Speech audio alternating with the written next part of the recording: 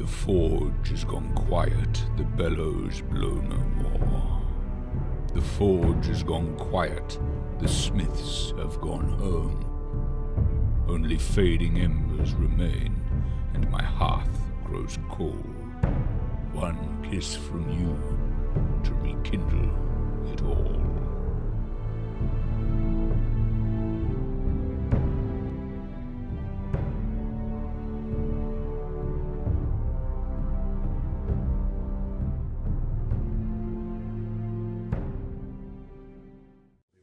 So, welcome back to Queen of Embers. It's episode 61.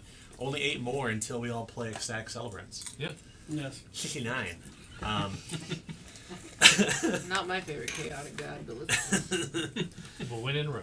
That's right. Or win in Durandal? Yes. Win Cahebro. in Cahebro. Do as the locals do. So is 69 a critical success in this game from now on? Maybe it is on that. Maybe it is on that episode. The one episode. No one will ever roll it anyway. But We'll make sure to do a lot of dice rolls that We're adults, guys. That's right. We're adults. Hey, thank you for your patronage, by the way. Thank you for You're welcome for helping support our silly habits. Because we are just a bunch of dorks gaming in the basement, Yeah. which is kind of cool, and we're eating food that you all help pay for. So thank you from our table to yours. Yeah. We're knocking down Patreon goals like crazy. We've got a lot of Radiator now. Queen of Embers is continuing. We're in Act 6. We got fun stuff coming up for that. I still can't believe these people pay to listen to us, but hey, here we are. Yeah, that's their mistake. Whatever. I'm saying, if you told anyone like 15 years ago, I'd be like, I'm gonna get paid for people to watch me play games. Nobody would have. Oh, my mom doesn't. My mom is like, she's flummoxed. She's like, well, I understand you make games for a living, but people pay to watch you guys game. I'm like, yeah, it's a brave new world, Mom. You watch the Chiefs every Sunday, so you watch football. It's all the same, kind of. But nonetheless, it is episode 61, and we're I'm at the top of my game. That's right. Let's woo! That's right, they won. So, what? Before we jump in, yeah, they did. Before we jump in, that's the Chiefs. Woo! Or did you just dab? I don't know. Or did you just go? I did this. I think you dabbed. I think you I can dab. I'll dab for you.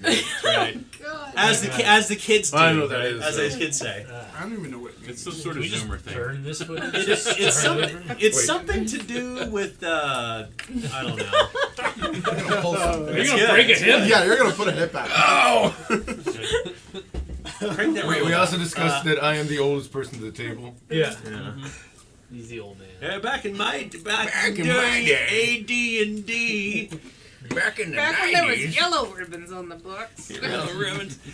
So I wanted, before we jump in, I wanted to kind of maybe do a refresher on some house rules that we've instituted, because I know that we're talking about doing one for the upcoming Mechanics rounds, Monday. yeah. For rounds. Yes.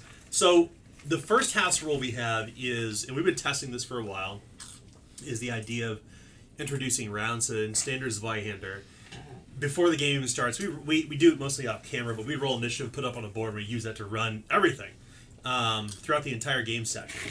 And that's kind of bog standard Zweihander, and it's done for a couple of reasons. One, so we don't have to break up between role play to move to combat, and then two, because it makes things easier from a game master. So I can like, if a bunch of people are trying to do something at once, I just go back to initiative and say, okay, well, here's kind of the ring stack order.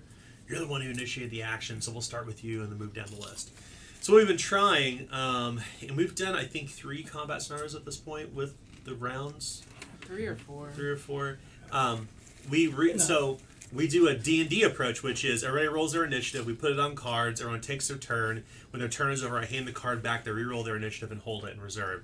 And then the next round comes, everyone rolls, put the cards up, and it makes things more dynamic.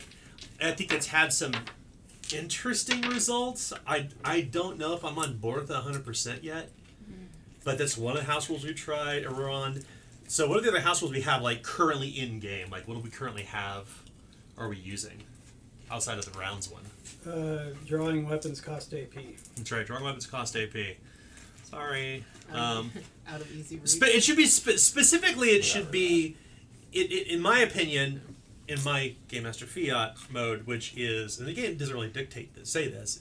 It doesn't say you can swap weapons freely in combat. It says if you draw your weapon, you do it for free. But if you start swapping weapons, that's where I start. That's why I take Umbrage. I hate to be the actually guy. God damn it. Well, actually, Actually. yeah, the book does call out, as long as you do so at the beginning of your turn, it costs 0 AP. so somewhere on the screen we should put the page number over here. There it is. Yeah. It says what? But- I'm sorry. It says, as long as you do so at the beginning of your turn, you may trade weapons, swap out, and something else for free. Cool. But then, like, it doesn't say it, but then it's implied that, like, if you choose to switch weapons after your turn has started, then it costs AP because you're in the middle of doing Right. whatever you're doing. Yeah. So you could It's swap early in the according to combat rules. chapter too, isn't it? I mean, it's fairly So early. according to the rules, you could swap your weapon every single round. Every single round for 0 AP. Turn. Turn, I should say. Yes. Yeah. As long as it's not the beginning of your turn. Turn, yeah. Beginning, And- beginning and of it each has to term, be I at should the say. beginning. Turn. Yeah, so let's say you wanted to move from like, well, he's gonna pull up last time. I'm gonna get my two-handed sword. I'm gonna get my Zweihander out. I'm gonna just whack him. You can do that as long as you do it at the beginning of your turn. As opposed to, I'm gonna move, draw my weapon, and strike. You have to do it, like, you declare it Yeah. at the beginning. Like, I'm gonna swap weapons. So there's a little bit of tactical Whoa, stickiness there. really? Yeah. Which I think we're gonna move. We're gonna move to. We're gonna delete that house rule. We're gonna move back to the original rules. So Okay. as long as you declare at the beginning of your turn. So what are some other house rules we have? We Is shooting into melee, making it a hard test, is that a house rule? That is a fiat. that is a fiat. Yeah. Okay. That is a fiat, and I think, in fact, if I'm not mistaken, under either simple range or martial range, because it lists in the skills chapter different example difficulty ratings. Difficulty ratings are always GM fiat. Rarely are they fixed, with exceptions of certain things, like this example. Magic is fixed, or it's just I should say it's a starting point. It's not fixed. It's a starting point. Just Healing. nothing's truly fixed, right? Usually Not always healing. It depends on the sort of intimidating environment you're in. words. Fire, Yeah, yeah. like catching on fire, stuff like that. Yeah, Everything has a suggested starting point. that's right. Yeah. So there's no hard and fast like difficulty ratings. There's a few exceptions to that, but they're always like a starting point. I know. At a easy reach. Something I've seen you do before is you allow for aiming to adjust difficulty rating. Yes, as opposed to just bonus. Right. Yeah, because in the book it's It's a bonus base offsave. chance. Yeah. Yes. So there's It's really the same though, isn't it? it is not, No. and here's why it's not the same. Because difficulty rating impact the better your difficulty rating, the better your chances Of of the other getting person crits, dodging failure. and- No, well, yeah, the other person has a worse chance of dodging stuff. But more importantly, when you get into advanced tier, you have a cap. You can only add up to 30% to your dice rolls.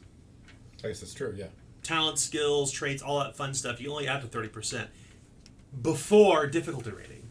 So that's why I adjust difficulty rating instead, so you could take advantage of the most bonuses possible. Because if you've got 3 skill ranks in martial melee, and you've got a talent that allows you to do something really cool by adding a plus 20%, you can't add that plus 20%. Because you can't add more than plus 30 to your die roll before difficulty rating is called out. So it's better for me to adjust difficulty rating for you. It's more advantageous. I just thought of a different house rule I was reminding myself. So I was like, ding. Yeah. So that's not really. So yeah. So to your point, Mike. No, that aiming thing is not a house rule. It's just all difficulty ratings are GM fiat, Right. and it's intended to be so. I mean, technically, all rules are a suggestion. I suppose, like Yeah. we change it. It's Rule better for zero, our table. yeah. Well, Rule 0 doesn't say ignore rules. Rule 0 says change rules that work best for your game table. Right. Work together to do it, not ignore them. Well, because years ago it was like if you aimed, you negated the That's right. difficulty Yeah, completely. But a long time ago, that was a early long, version. long That's time right. ago. So Before we don't use the battle don't- accuracy. don't let me confuse. Yeah. What other house rules do you have? This doesn't come up very often because it's only on a campaign basis, but when we roll up characters, we use the Grim Purpose method with exception to profession. That's right. We select our professions. Yes. And a large reason to that is because we've been playing Zweihander for, 7, 8 years now? And a lot of us want to try new characters. New Yeah. builds. But some of us... Or if you're like Still- Mike, you plan for 6 months before. Yeah, some of us still do nothing but Grim Purpose method, and they won't ever deviate from it. So, but yeah, Daniel I allows like us. dice. Yeah, he lets us choose that. And we need to do it thematically for the game. Yeah. Like Yeah. we don't try to balance for like tank, healer, support. It's No. always Oh, like we've never done that. no. It's like what makes sense for the story? Like what do you want to play? Yeah. What makes sense for the story, and how would it fit within the group's dynamic? Yeah, we're Yeah, 'cause trying last to. two Gene was formed. Before Yeah. this campaign, the last It's- two, we didn't have a healer. It's right? almost like formulating a cast more than like necessarily choosing roles within like Yeah. a game. Yeah, Didn't I No. play we a choose little a bit. party theme. See, I play a little bit differently. Like when Ben was our last healer before him. Well, see, when Elisa was like kind of created or whatever, my thought was, all right, this is what it rolled up as. Okay, this is how it can fit into the story. And Yeah. I've always been that role player that's like, no, let me see how this person can fit in this world, as opposed Yeah. to how I can make this world work. This person, I guess. Yeah. So what other house rules have we? Well, we do the spend a fortune point to go one step up the damage or peril condition track immediately after suffering peril or damage. Is that an Yeah. easy reach? Drop weapons. That's all. That's always been one of your rules. Is that actually in the book? No. No. No, I didn't easy think so. reach, That's no. that's No. that's been Well, one of your table well, rules for like But he so a millennial that's too. right. That used to happen. Seriously, since- That used to happen a lot back when we had the house rule of, and I think we talked about that house rule for the Dunhall Mystery. Yeah. When we had the house rule of when you're knocked prone, you drop your weapon. Right. But that, It's like why that's would you do been, that? Just, yeah. Why would you ever use disarm? Yeah. That's what it boiled down to. Because it does both. Right. It Because just That's starts right, right. that's right. knocks someone down for Yeah. Yeah. free, basically. So, I mean, it still happens because there are critical successes and failures. Yeah. but- Right. Right. Anytime a weapon's dropped, whether it's disarmed or however. It's usually outside of easy reach. That's 2 AP. Right. To Yeah. recover. Well, I've also seen Dan adjudicate, like, if you willingly drop your weapon, it's right at your feet. That's right. Yeah, that's also true. So just pick it right up. Yeah. It's the ones I can really think of because we dump strike again. We dump Yeah. multiple attacks. Like we just There's Damn Well, those ass. aren't really house feel- rules, though. Those are like beta tests. Really. Yeah. I feel More like we than- house ruled a couple magic-y things. I just can't quite recall what they were. Like, We don't there's really a couple have times when I like a character lost a spell book or something like that. oh wait, like you mean Nick gets to play? a well, magic hold on. or- Time out. We're talking about this game. Yeah. No, this This- specific this game. Never specific mind. game. Never Never mind. mind. Oh. Yeah. That's like way in the past. But What are we not doing the multiple attacks? Did we drop that? we We did. did drop it. Yeah. Yeah, we dropped that. We play tested it and decided no. Really? It turned out to be a big mess. It was just a time-consuming mess. Well, it wasn't More than- time consuming. No. It No, just made it's perilous OP. stunts unnecessary. Yeah, It's- why would I why- disarm or knock you down when I could just hit you again? And again. But no, not today. We do have one house rule we adopted out of that, which is going to stick, which is the if you miss with a perilous Oh, yeah. attack, or so if you miss with a perilous stunt or miss with a melee attack, try again for 1 AP. I like that. Before it You used to only be allowed one trying if you success. fail, you're done. Yeah, you're Yeah. done. Yeah. Yeah. You were just screwed. Now it's just try it again. Try it again. Oh. Worst difficulty rating, but try it again. I like that. 'Cause that's how we stacked everything else. Yeah, so Yeah. so now it's not you're limited to one attack action, you're limited to one successful attack action. That's right. That's right. I like that. And I think that's. It's the Don't we write down house rules in like the book though? There's a room for it. I thought someone wrote some down. I remember there being a printed one. difficult rating too. What do you mean difficulty rating? When we do the interactions, if I fail, then the next person goes lower and lower and lower. Or if I Are you succeed, talking I about go up. social? Oh, you're talking about like Social scaling intrigue. difficulty? Yeah, that's not Oh, the yeah, book, it's is it? on this page. That's GMP, I I believe. don't So, have it written down, though. what you're I Yeah, think that what you're could be referring fiat. what you're referring to is what I like to call skill piling. So skill piling is like, oh, I fail. Well, I'm gonna try instead. Like people like, No. I meant social interactions. Like, say I failed my social interaction. Remember the difficult rating adjusts. so you're thinking of wilderness travel, which is it is in the rules. It's a game master rule. We've had that in this, haven't we? We have, yeah. We've Okay. had people fail and it affected everybody else's tests. Okay. If you I think it's if you fail as a I think it's if you crit fail as a guide. guide. That's right. Yeah, if crit fails a guide, it affects everybody else's skill tests. They get Yep. worse. But when So crit just succeed- everyone listening, just remember, the rules say this, but remember our game's just a slight bit worse for us. no, it works both ways. It's how It was I a did joke. I think the point we're trying to drive to is that I think when we look at Zweihander, Slight bit harder. Yeah, we like hard mode. hard It's mode. hard mode. When we look at Zweihander, and really any RPG, you know, the game is there for you to kind of craft and make your own around the game table. Like, because people get questions in Discord like, well, why do you guys do it this way or why do you do it that way? It's like, well, we've been playing for a long time. We're testing things out. This is how we like to play at our game table. Well, it's not in the book. Well, that's okay. Yeah. Right. It's okay if you Every don't game will use house rule in their own way. if you don't use Grim and Parallels method to create characters. That's 100% okay. We No, approve it's of you not. being able to do that. No, We it's we, not. we just around here we just Isn't enjoy it like misery. in, So like the second page it says that too? No, it's not. No, it's not anymore. No. But, Oh, it's not but- anymore? Okay. But you can show your GM this video. It's fine. Yeah, yeah. No, you can't. No, You you, approve. You have the approval of the creators of Zweihander. I make the mechanics Mondays. I make the rules. So That let's. should just be one of your mechanics Monday. it's I'm the It's like GM. 3 lines. It's like you can do what you want. Mechanics Monday over. So we're gonna play. We're gonna play some Zweihander. We're gonna play some Queen of Embers, and should always be. a great place to start any game session. If you and everybody's been watching this for 61 game sessions. This is That's crazy. If you've been watching this long, you will know at the beginning of every game session, from the point where we had a fixed camera over there with really crappy stuff, and now we have this really awesome setup. You'll know at the very beginning of every game session, we always do what happened last week or a few weeks ago on or Queen of whatever it Embers. was, So, yeah. what happened last week on Queen of Embers? Well, the biggest part that I remember is we tried to make a deal with a very righteous person. righteous war. So let's talk about that. So Yeah. well, that's a good start. So clearly you have some things you're doing That's in great. Stowe, but the real thrust of last session was about getting to talk to who was his name? Frederick? Commander Graf? No, Frederick? no, no, Or Graf that was the is- one before, wasn't it? No, we've came to speak to one person from the Oh, fire. you're talking about the Port Authority guy. No, We talked to the Port Authority Yeah, guy. we talked to Renault. no, the guy's name is Crimson in Martyr fire. The alchemist, Emile Frosch. Emil Frosch. That's who we. That's It's truly why we're here. That's right. We're not here to save these people. Well, hold on. Now that is Banneker's approach, but that may not necessarily be everybody else's. So let's talk about how. So it is the next day in Stowe. You've been recouping on the ship, and you come to you would come to.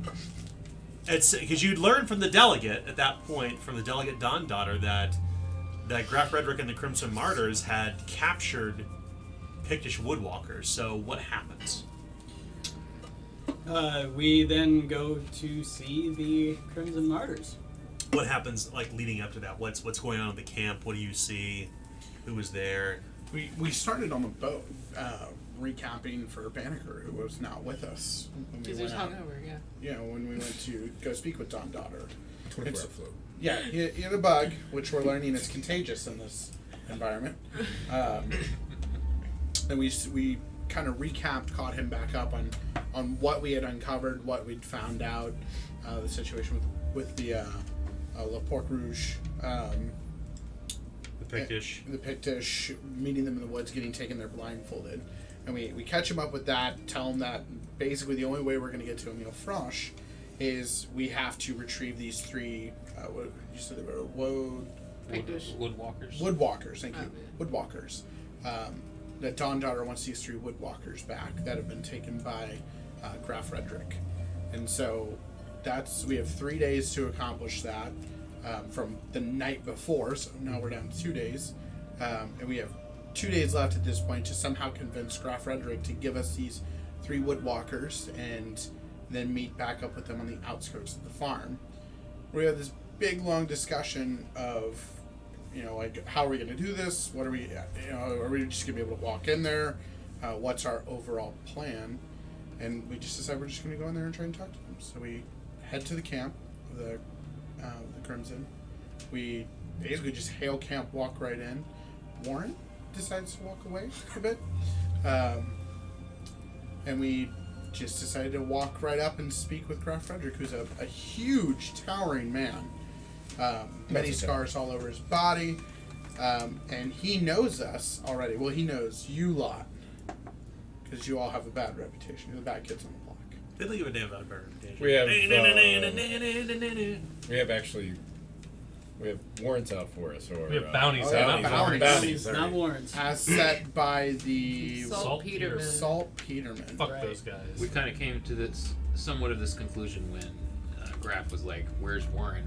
you guys all thought that was kind of weird because like Me and Warren's PCO, kind of a yeah. nobody. Either that or relative we thought they nobody. were spying on us, which Yeah. was probably he's doing that also. You know. But basically, there was some discussion back and forth, and he tried to call me out on being a Kingsman, and I said, well, fine. Well, I'll two can play at that game. Tit for tat here. You need to be a Kingsman too, and we're under the same justification that you have, and give us the men so we can move forward. And then there was a little more wheeling and dealing, and there was some puffy chest between the boss man and him, and that was, and I think somebody made a plead, and finally we got all three of them. Yes, but in Derwin's eyes, that was a much better conversation. Excuse me, Sherman's eye. Yeah, true. Yeah, in Derwin's eyes. Oh, that was a discussion too. Yeah, Yeah, there was a big yeah. discussion on It that was- one. That's it why was- it's brought up. It was a much better conversation than, say, with the colleague of the lady who sent us to go after her brother. What do you learn about the Oh. What do you learn about the Crimson Martyrs? They're They're- warmongers. They're fanatics. Yes, Yeah. and There's they a lot of them. Bastardized version of the martyr. they want any reason they can to cleanse the land of the Picts. Well, they feel it's their duty Yes. sent by the king. So basically, if they don't succeed here, then more will come most likely. Who are they looking for? Like among them? The red hair woman. Yep. Bloodleaf. He keeps calling them elves. I mean, I don't know if is that a standard thing that, and this is above board. I'm waving my fingers for those who aren't watching the video. Maybe, maybe not. I just never heard that. I think it's kind of better for everybody around the game table, and for viewers to wonder that. Kind of joking more than anything. Okay. Maybe, maybe Maybe not. maybe it's like people who are wizards. Oh. Harper's technically a wizard. He's got a wand. Yeah. Stop demystifying my mythology. No, I'm just kidding. Okay. No. I mean, it was just that's why I said above board. No. It In was, fact, it's. I mean, the. it's a woodland thing. So too. well, let's take it from a different perspective. Like, so Tim, you've obviously played for a long time. Like, what has been like when you think of the Picts? Like, what do people talk about when they think of the Picts? Well, yeah, the demon in the woods. It is. It's the boogeyman in the woods, right? That's what it's always kind of. Besides certain campaigns we played in, but most likely it's always been it's the boogeyman in the woods. It's the person in your closet. It's the. Yeah. So it makes sense now. So he's just mystifying them by calling them elves. Yeah. Oh yeah, like it was very strange to actually be able to engage with the Picts in this campaign. I was like, we're gonna get to do it. Yeah, because pretty much all we've done is fight them. Because that's right. So they have this. Unfortunately, you weren't here for that, Tim. But they have the conversation with Don and they were with the Pictish. Yeah. And learn a little bit kind of about what's happening, like why they splintered. We don't need to go back through that because we've obviously covered that in previous episodes. So you have this conversation. He agrees to 3 people because remember, you're going to meet Ohachi in 2 days now. Yep. Back at the Mueller farm. Yep. Where you had tamed the elder barrel-bellied orc, and met the strange wife, one of the strange wives, and the Pictish woodwalkers, and Ohachi and others. So it's now down almost to the wire. The next day did anything else happen that? We did. We talked Kind to. of, yeah. She was bringing up that point. So if you want to go ahead and take a K, and we talked to the river warden. That was the next day. Rinaldo Gray. What happens the next day? No, what we found at the end of the day was we found that bounty that said it was 50 crowns per head by Julian Coventry, who is the poison tester for the Baroness. So kind of just a sycophant in her court, but he works with the Saltpeterman. That's important. And it was for Rosalia's death that they were blaming us for the bounty. The murder. Yeah. So then, it was decided, Elisa was the main pusher on it and said we need to warn the town because they are most likely going to get destroyed in this whole fiasco. And so the next day we set off and went and spoke to Renault and told him, get your people out but quietly so that they don't try to, take any action immediately or anything. But get them gathered up, and we're going to take them on our ships and kind of get them away in case they do start this fire they keep saying they're going to do. Because we're pretty sure he's going to start the fire. Because remember, It doesn't matter. He's when going the to. commander he was talking to Eugene, and Eugene was it's like, here's this is wrong, you shouldn't do this, and then of course at this point the commander can obviously, like, he's an agent of whatever, He talks about his story when he was squiring in Gotham Moor and how they drove the Gothric out of the church. They just burned the church and killed them all. So he says he'll finish the forest off at this point, and that's going to kill everybody in the town most likely, because I don't think they had fire restrictions in this particular time period. What is your protocol for fire? Run! Not only that, I mean, think about it. If you got them lining up for battle and the Picts lining up for battle and the town's the battleground. Well, it'll probably happen outside of the town, but it's the same. It will spread. Right. Is what Elisa's thought is, and all of these people will die. Yeah. Yeah. Because they're not fighters. They're frontier. They're settlers. And I didn't mind helping the people of the town. I was just like, we are getting mired into stuff that doesn't even. It's got nothing to do with us. Well, and we truly have a job. It does have something to do with Warren's character because he feels a responsibility to protect his countrymen. To be fair. Oh, but I already helped them. To be fair. So that was fair. fair. I helped with your people. So to be fair, there are 4 important pieces of information that you're gathering. The Rovanians I didn't care about. So to clarify, there are 4 important pieces of evidence you've been following up on, which brought you here to Stowe. Just to find email fraud. Sure, you've been drawn into the local politics, but you can't get the answers you need unless you do something about this. No. Yeah, it was the give. The Right. cycle that we were used to doing a couple of these. Yeah, please, great. Which is why we decided to liberate and protect the stash of goods. You liberated a lot of medical goods. Yes. We did. For the good of the town. Yeah. Protective measures. It's fine. But while It we're would be a doing shame that, if this place I really burned need to down. ask You how throw much torch in there. laudanum is Well, there? good thing we took As much everything as you out. I need to look up how much laudanum. You'll costs. thank me later, Emil Oh, Frosh. How much laudanum costs? 2 gold, 2 I gold. believe. I No, believe I it's think it's like 4. It's 4. 4. Well, it's 4 here because no, I had a Oh. discount before. Yeah, it's 4. So, Heyo. it is the following day. At this point, the people in Stowe are slowly and actively gathering themselves together. This is the point where Sheriff Renault de Grey and his river wardens are helping get people out of their houses. They're starting to filter down toward the docks. You can already see that. Sorry, 1 second here. You can already see that that the Madeline is the gangplanks are bowing for people walking inside. People are nervous, very nervous, in fact, uncertain of what's going to happen, unsure of their own safety, not really knowing who you are or this ship. And you realize when you look at the number of people who are gathering here in Stowe that they're not all going to fit on the Madeline. They're going to have to load up on the Last Wish. They're going to load up on Jonas Barrow's boat too. Yeah, I think we already made that. We already talked that over. So it's pretty clear, just from what you're seeing, that despite what is the efforts the sheriff is making, people are still clearly spooked. Not far from here, just outside of the clapboard road that runs alongside the west, where you're on the western side of the river, you can see this huge winding hill that heads toward a burnt and scorched wood. And it's dusted with snow, about 1/4 inch. In between all the burnt up tree stumps that look like little twisted toothpicks jutting toward the gray and white sky, winter sky. All on the top of the hill, you can see this huge windmill. It's not moving. And if you look long enough, you can't really see the Pictish woodwalkers that were tied to it either. But you can see the campfires. You can see the encampment of the Crimson Martyrs. You can see them, their horse and whatnot are out there. The Gralstairs are gathering along the docks. I thought they were already in the boat. Oh, yeah, Oh, okay. their numbers are still gathering. They'll be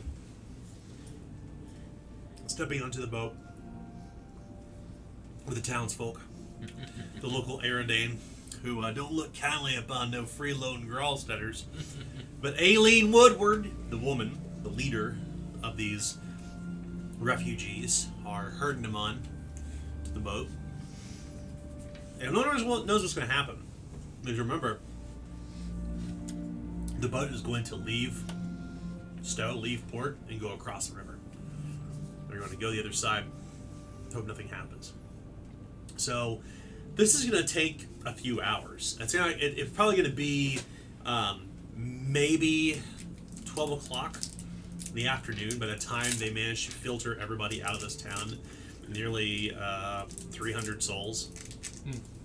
There's a lot of people here in Stowe, including the Gralsteaders, and the Madeline is buzzing with activity, and there's so many people they can't even fit them all on the ship. So they are starting to get rowboats and whatever else they can. People have packed some of their belongings, not sure what's going to happen. And it's not chaos by any means, but it's not quiet either. And you would guess that Commander Graf Redrick and the Crimson Martyrs clearly can see this. I mean, you can't just leave a town of 300 quietly because you can't keep them all calm. They're like, what do we take? They're bringing their families, they're bringing their young child. Remember, they've only been here for 3 years. So they're taking all their belongings and their young babies and stuff. Yep, and the sheriff and his Mary River Wardens are doing their best to kind of crowd control and keep things from breaking out into chaos. Fortunately, your conversation with him the night before, the gravity of the situation, he's able to. He clearly has their respect, and they respect him. He respects them, and he does his best to get them all aboard. So by the time it's midday, the town is quiet. Almost dead quiet, in fact. When are we to receive the woodwalkers from the Crimson Martyrs? No. I believe he said midday. And then when are we supposed to meet up with Ohachi? How many days we have left? Sunset. Today. Sunset today? Yes. We have no more time, boss. This is it. We're not given much time to get this ready. Remember, your plan is to talk to... I can't remember the good... I wasn't here that night. Don Daughter. Hey. Your plan was to speak with Don Daughter and warn her of the situation and then see what she wants to do. Hey, That's no, your plan. That's still my plan. You still have time. That is the plan, then. Yeah. To reiterate, what you were planning to do was to meet Ohachi at sundown at the Muller Farm, which means you will eventually have to go up and get the prisoners, the Prickish prisoners from the encampment. But for now, you've got a little bit of time. There's one thing I need to do. Well, You have a riding kit, do you not? I do. I would like to know if I could borrow your riding kit for a moment. Or me writing with it, or just my kit. I do know me letters, despite my appearance. It's not what I was saying, but Oh, what were you saying? well, depending on who you're happening to write to, it's possible that there might be words that could be used that someone else couldn't read. That's all I'm saying. Steed Hill and such. I That's why I asked. understand. So, pulls out parchment and quill from her side pack. It'll take me a moment, and I'm going to sequester myself for just a bit. I'm going to write a letter. Right then. You find that there is no solitude or a quiet place to be had on the Madeline or the Last Wish, so you simply retire to the quarters of the River Warden. What are you gonna write? I'm just going to write a letter to Steeds Hill. Okay. Letter's written. Okay. What do you do with that letter? Then I go back to one of the people that would stay behind here on the boat. River Warden? No, one of our people. Oh, our like Sammy. NPCs. Sammy. Jonathan Vander or Sammy. Sammy, yeah. Okay. Edward Booker. I still have You just him. want to ensure that the letter reaches Steeds Hill. That's it. Well, I go up to him and I say, soon we're going to be leaving. And should we not return, and you have the Crimson Martyrs approaching the ship, I want you to leave without us. If they look like they intend any sort of violence towards this ship, I don't think it'll happen. But just in case it does, I want you to take this letter and make sure it gets to Steeds Hill. All right, we'll take off. It's just we see him coming, and I'll get that letter to your folks. And I do this in front of them. Yeah. All right then. Is he always this positive? Oh yeah, the boss. He's a very positive person. It's called a contingency. Sammy says. He usually Ray doesn't of have this much foresight. Ray of optimism. Would you Because say the it's eye. half of He the doesn't have time? depth perception. Yeah, right. That's why I have him. All right. Well, I'm gonna get back to it. You'll let me know if you need anything. All right. Thanks, Sammy. A situation might blindside us. Only from one angle. Should It's- we get these people now and feed them and I'd hope clothe that them and Yeah. make sure that they actually we can get them there alive? That's a wonderful idea, Captain. I'm gonna go to the medical supplies. Captain, Put what? some laudanum. Sure. Are we Take still on as the much as you ship? need. Yeah. Right, we're on the ship, so you're the captain. Ah. Close. I'm Make it glad- happen, Captain. I'm glad you thought of it, Captain. These people, they deserve good food in their belly. Well, if we got the time, I reckon I can rustle up some grub. You No wonder. failed at your roll, didn't you? The That night was before. definitely- the night before. And what foodstuffs are you using? Whatever's available. I don't know. I You don't have have anything. anything- I don't have anything Okay. on my sheet, so. So whatever's available. that would mean you need to go and you need to take food from the greengrocer Okay. in town. All Is that right. what you intend to do? Yeah. Okay.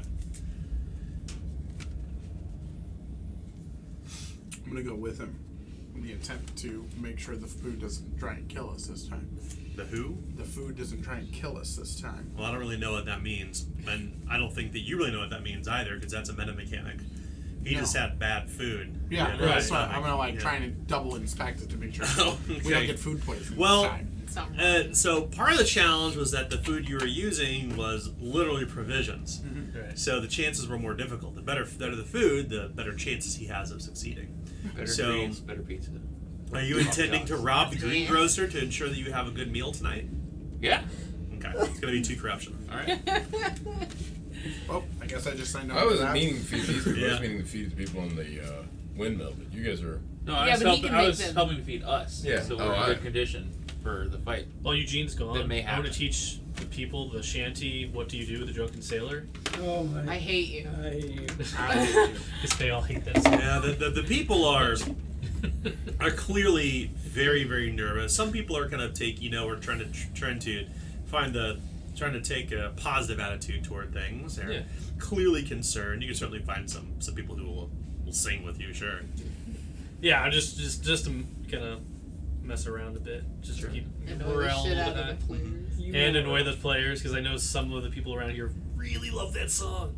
Now, if you die, Yeah. I'm gonna make sure Matthew swims Yeah. in the bottom of the lake. Yeah. So, is there anything else that you need to do before you go to get the prisoners and head to the farm? No, we were on the same level though. I knew you were talking about the prisoners. Well, it's okay. I'm good with him feeding everybody on the Yeah. boats. Yeah. We'll calm them down. I'll bring enough food for everyone. So. What do you mean, everyone? What does that mean?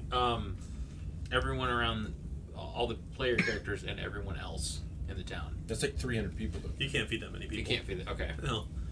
You can feed a number of people that go to your fellowship bonus. Okay. Yeah, Which that's is what your full. campfire bonus I'll do says. that. Yeah. I'll do that then. It's a good stew. So, to prepare this in the amount of time that you have before sundown, to prepare a meal this quickly, to rob the greengrocer, come back, set up, it's going to be a challenging test. Okay. Better than I thought. So let's see how it turns out. Maybe After whatever it is. survival. Let's see which one is better. It's gonna be survival. Challenging will be 49% chance to succeed. I'll re-roll it. Okay, I'll take that misfortune point. Now there's six misfortune, 6 fortune, That's and a 1 misfortune. success. Nice. So how many people are going to eat and go up? Up Eugene, to Holy. Okay. I'll Alyssa's let. gonna hold her. Yeah, I'm gonna say that should go towards the people that we're bringing back. They haven't had anything. Yeah. So Wait. this day, coincidentally, Eugene, there is a terrible lancing pain in your leg. You can feel it from your ankle bone all the way up to the back of your spine. Your eyes are going a bit blurry from the pain. You can feel the sting of the grievous injury. Oh boy. Is this? I'm feeling this through my tincture, right? Oh, you want to take tincture today? Oh no, I've been taking tincture. I'm at Okay. corruption. Okay, all right. You already marked that down. Okay, great. Oh yeah, I'm well aware. He, one might say that he might be still recovering from a serious injury at the other game. Oh, So are you still injured? Do you need more treatment? there's nothing that you can do at this point Yeah. unless he decides to just. I mean like damage Damage condition. threshold. Not, Oh, yeah. not injury, damage condition. Yeah, I'm still banged up. Okay, so I'll go ahead and make the roll for that. Okay. Oh, so you're gonna do this in the middle of cooking with all these people on the boat. All right, I'll pass that. We'll see it at a later time. Yeah, we'll do it later. Are you sure? Yeah, Because we I'm can sure. do that. I'm We can sure. make some dice rolls. I'm sure. You can have a nice quiet place. Somebody else can attend to the stew. So is there anything else that you wish to do before you go to get the prisoners? Last call. I can stir. I don't want to eat anything anymore. Just give me the spoon. I got it. You don't trust my cooking? I don't trust his cooking. He's the stir chef. Hands off my pot. What do? I'm the stir chef. I just stir. I just stir. I didn't do anything else. That's a Didn't real actually cook. job. I'm like a scullion. What's your job? Clean dishes and stir. Make sure it doesn't burn. Captains don't scullery maid. So night is going to come, or almost night, I should say, when you begin to make your way toward Graf Redrick's camp. And the sun isn't quite set yet, but as you come into the camp, there's lots of smoke coming off of the fires. Okay. You're heading through kind of rows of heavy tents along the side of this very long, sweeping hill. Looks kind of like this. I see a bunch of fingerprints. Okay, I see. Yeah. Yeah, So you there's just rows and rows of tents and burning fires, and the entire encampment is dominated by this windmill. Fortunately, as they said, they did in fact pull the Pictish woodwalkers off of the windmill. And as you're approaching, you can see the tall, soaring form of Graf Redrick. Good day to you. This evening, he says harshly. Glad it is. We have the Picts. Filter them forward, Clyde. You see these thin, waifish-looking people, and they're maybe same height as you, no different than really what you would look either. They're dirty. You can see that the paint that they were wearing upon them is washed away. They smell of piss and shit. One of them, his hand is bandaged from frostbite. The other one this woman has lost her nose. Her hair is a ratted mess. These people look absolutely pitiful. They look like they've been tortured for days, strung against this windmill. And Graf, with his arms folded over his great beaten iron cauldron-like breastplate, he has the gray blade, the great Zweihander of his father, strung to his back. And he's looking down his nose at these three pitiful wretches.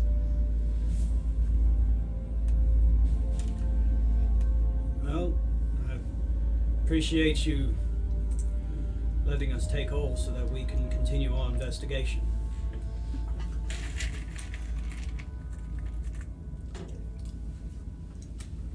He turns toward you. Turn these 3 over to you. I trust that you will do the right thing when the time comes. We are king's men, and we shall do the king's work. Indeed you shall. First, our investigation. Aye. That's truly what we're here for. He nods. That was our agreement, was it not? He smiles. It was. You can hear the iron grating against itself as the pauldrons kind of slink back, as he almost seems to laugh underneath of his armor. Well, if we can't get to a meal, we can't do the king's work. With these 3 wretches, perhaps you'll be able to do your business, and we can do ours. I look them over. See what They're bound together by rope. There's 1 woman and 2 men. It's impressive. I'll step As back. I point to the damage on all of them. Can I step back and see if Warren can? We look them over. We need to make sure we get them there alive. They're tied together they're bound at the wrists with rope, and they're tied together at the waist to one another so they can't run away. It is truly pitiful to see the condition that these people are in. You would have never thought that in your mind, like the Pictish had always been kind of these figures of like the boogeymen in the woods, and to see them brought so low just makes them seem human. Yeah. They aren't the monsters that you were told when you were younger. But we shall take all 3, and I'm gonna gamely approach, and I'm gonna. Be careful there, he says as he readies to catch you as you're limping up on your leg. Oh, I've got it. I'm gonna just make it easier for us to handle them, and I'm gonna loose the bonds around them. He grabs your wrist immediately as you begin to do this. These ones are Rena's. You want to keep them bound. Let's not do that. You can feel the pressure of his mailed glove, like his whole hand just wraps around your forearm, like fingertip to fingertip. These ones are runners. You won't want to do that. I'm gonna take a look over them, see if they're in any condition to run at all, or is it very obvious that? Are you trained in medicine? They are all Not. grievously Well, wounded then and suffering from frostbite, whether it be their fingertips or their nose or their ears or their toes. They are not dressed warmly, but they are dressed. They look in just very, very poor condition, but they are all grievously wounded. All 3. I'm gonna look at They look malnourished. the first one. I'm gonna pull a ration pack out of my bag and begin to. As you do that, one of the squires immediately slaps your hand as the food hits the ground. Don't feed no fucking pigs in my camp. I know you're. Whoa! Graf turns around and to one of the attendants is like, my recommendation is to bring these people away from the camp before you start treating them kindly. That was all our Right. plan. Yes, I know. I know you're new to this operation. Just wait. But- It won't make it that far. Why don't you let those that are in charge do what they're supposed to do? All right. I'll step back. I'll nod at Graf, and then come on, let's take them. We've got a long journey ahead of us. Your camp, your rules. You walk away and you can't help but you hear this hissing and jeering of the encampment. These soldiers, men and women who have fought picks for seasons, spitting and tossing stones and hurling insults at the picks as you're taking them out of the camp. But their kind of shoulders are slumped over and their heads are drawn low, and you kind of feel the kind of like the almost embarrassed to some degree as you lead these traitors out of the camp. You get away from his camp at this point, and you leave the tents and whatnot behind. The sun is not yet set, but you're at least somewhere between here and Stowe at this point. Are you a military man? No. Okay. From now on, when we're in military camp, you let me do the leading, and the next time we're in an academic place, A library. a library, Yes. we'll let you do the leading, eh? Oh, all right. That's fair. Now, I don't know if you understand it, but you just reduced our chances of success.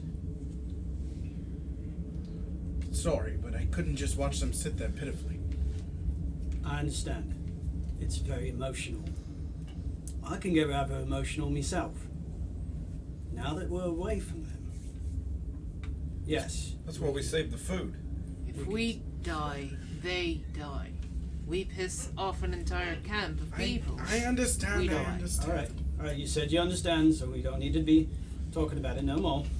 And so I'll look them over, and I'm not trained in heal, but whichever one looks like they have the hardest time standing. Well, they all look there. So they are all above board. They're all grievously wounded. They're all suffering from starvation. And they're all suffering from frostbite. Yeah. So a myriad of conditions that have brought them low. Yeah. Nobody looks worse off than the other. All look just absolutely pitiful. Well, then I will do what a forester does, and I Set them will. on fire? No. Build them a fire. Yeah. There's Keep them warm for there's- the rest of their life. Yes, for the rest of their life. No, there's very short there's life. definitely fire. There's like love of children, and then there's chivalry.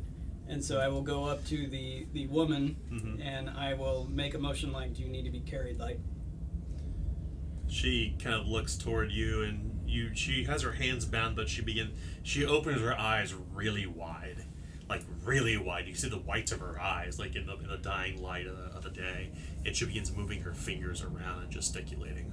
I will slowly move forward and attempt to carry that person. She kind of puts her hands Okay, out. then I stop. Could I somewhat try and communicate with them using secret signs? Why don't we Yes, just I was about to feed say them? too.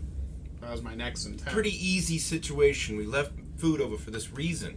Feed them and let's move. I did plan on feeding. I mean, I get that We're gonna stop everybody right wants to save them, but if we don't get them back to their people, they're going to die. I understand. Let's just So, give. so this is taking too much I time. understand. move. So I look about in our environments, and like, are we still pretty close to the? Sure, you've got the food. Why not? Yeah. Uh, Or you're close enough to get it at least from the Alright. stew pot. yeah. So all right. I suppose this is a well enough place. The woman will kind of raise her hands once again, and she will. hold her Elisa's just gonna back step shoulder. forward and she cuts the bond Okay. before Yeah. anybody else can do She anything. grapples her hand with the 3 surviving fingers and thumb that she has. The other one is dropped off. It's just this purple mess on the end of her stump where Pinky once was. She grabs her hands and she gives you a nod. And she goes over to the others and loosens their bonds. Gotta and cut those. they begin to eat very greedily as if they hadn't eaten in days. Elisa been hums 4 the days. melody that she heard from the lady towards the pig. Like, she doesn't try to make the words or whatever, but she kind of hums it at them. Okay. The woman kind of stops in the middle of her food and she's eating with her hand. She kind of puts the bowl down and she will return the same sound. I'm gonna look at the 3 of them and gesture like us together, and I'm gonna point off towards Old Miller's farm and say, "Oh, Hachi." I'm gonna do it again. Dawn daughter. She points toward herself and says, Elki, Hakan, Okota, as she motions to the others too, introducing herself as Elki. The one to her side is Hakan, and the other one is Okota. Very strange sounding names. They don't roll off the tongue. One of the men, he stops and he looks at her, and his eyes like open wide, and he begins to gesticulate with his hands, making hand signs, motions still with their hands, and then she puts her hand out to you and they begin communicating with one another with their hands, not saying a single word, not moving their lips. Their eyes are as wide as tea saucers as they're doing this, so they can see every subtle movement of the face and the body and the fingers as they're speaking in this strange tongue that has no words. Ohachi, she says. Hakan Tite. Related, I assume. Hakan Tite. She puts her hands together, like locking them like this. Oh. maybe more than related. No, Tyrion looks absolutely bewildered. He's. Yeah, sure. I don't Harper's got understand. You both Can have I- secret signs, don't Yeah, you? Yes. can I Oh yeah. That's So what I was you gonna- both may. So you both may make a. That's what I'm like. You both may make This way. a routine scrutinize test. I reckon she's his mate. That's great. I don't know. 62. Can you tell them less talky, more walkie? I think that's what we need. I failed. But they haven't invented I'm gonna roll walkie-talkies. again. Hold on. I'm gonna roll again. Okay. I rolled a So 78 now out 2 of misfortune 72. and 5 fortune. I remaining. never get to use misfortune. I'm Damn it. just saying. Well, no player gets to use misfortune. 20. We'll get it. Well, I never get to use So, fortune points. as she's kind of doing this, you can at least understand simple terms. As she kind of does this, like the thing that reminds you immediately is like the ceremony of hand fasting to marry someone.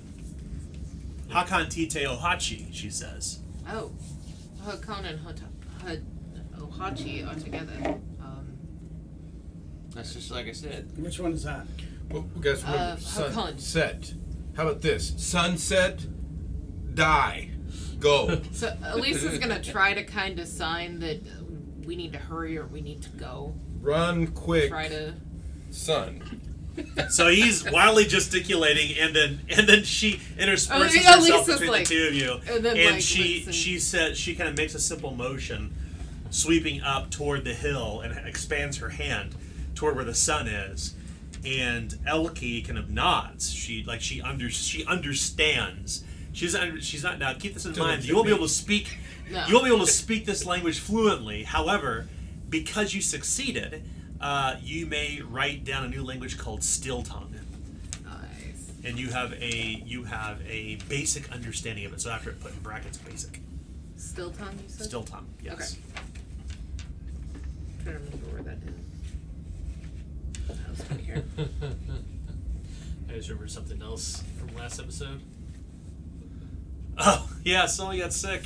Yeah. A few people got sick. Yep. Someone got sick from bad food. Someone got sick from Other things. the Babies. yeah. Yep. But only she knows that. Other things she should have swallowed. She knows that. Oh. Wow. Bad. Bad take. That bad. I didn't even hear it. Fucking So. bad. You Yeah. don't need to. It's fine. Bad. Yeah. So Modern audience here, man. Modern audience. So she motions toward the hillside where her hand is kind of placed against the sun. You can see the sun is setting the way you would be going. Yeah. And as you begin moving up the hill, like these people are limping. They're hurt. All of them are hurt. They're certainly not starving any longer, which is good. But they're clearly still suffering from frostbite. They're still grievously wounded. And you're beginning to head toward the Muller farm. And you're heading Can we toward... Yeah, absolutely. To Elisa move can't the really book help, faster. so she's gonna try to look around and see if it appears anyone is following. Well, you look back down toward the hill where you can see the kind of light winter mist. Nobody seems to be following at this point. But you are heading directly toward where the sun is setting. So as you're heading up the side of this hill, it's pretty dire. You realize, one, it's kind of hard to see because you're like this. And two, the trees are gone. Like the whole earth is just scorched to the ground. The trees are nothing but gnarled stumps. The undergrowth is gone. A few rotting carcasses can be found amid the snow. It's just bad. It's bad overall. And you kind of get this as they're kind of walking between the hills and stuff. It just kind of evokes this really kind of bad feeling in your stomach, like something's not quite right. And as you get close to the Muller farm, which is not far from here, obviously, in between a series of hills where a few trees are still standing, you can see the rows of where the fencing was, as well as the sheep that were herded, but they're gone now.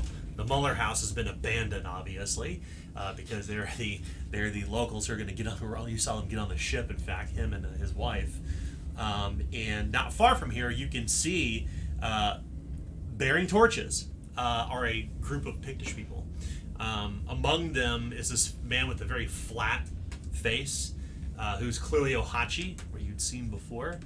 And as he approaches, his eyes kind of turn sad as he rushes up and he grabs a hold of Hakan, and him and Hakan like put their heads touch heads together, and he begins to speak very slowly and empathetically to Hakan, using his hands and his gesticulation of his body. Hakan is his tears are welling up in his eyes at this point. He's not said anything. He's clearly been psychologically damaged through this trauma that he's suffered at the hands of the Crimson Martyrs.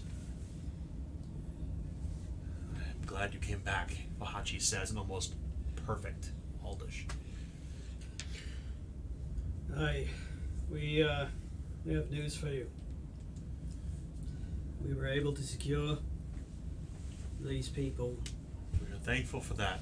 The delegate will. This will bode well with the delegate. Well, before you start giving thanks, you have to know what we did in order to secure them.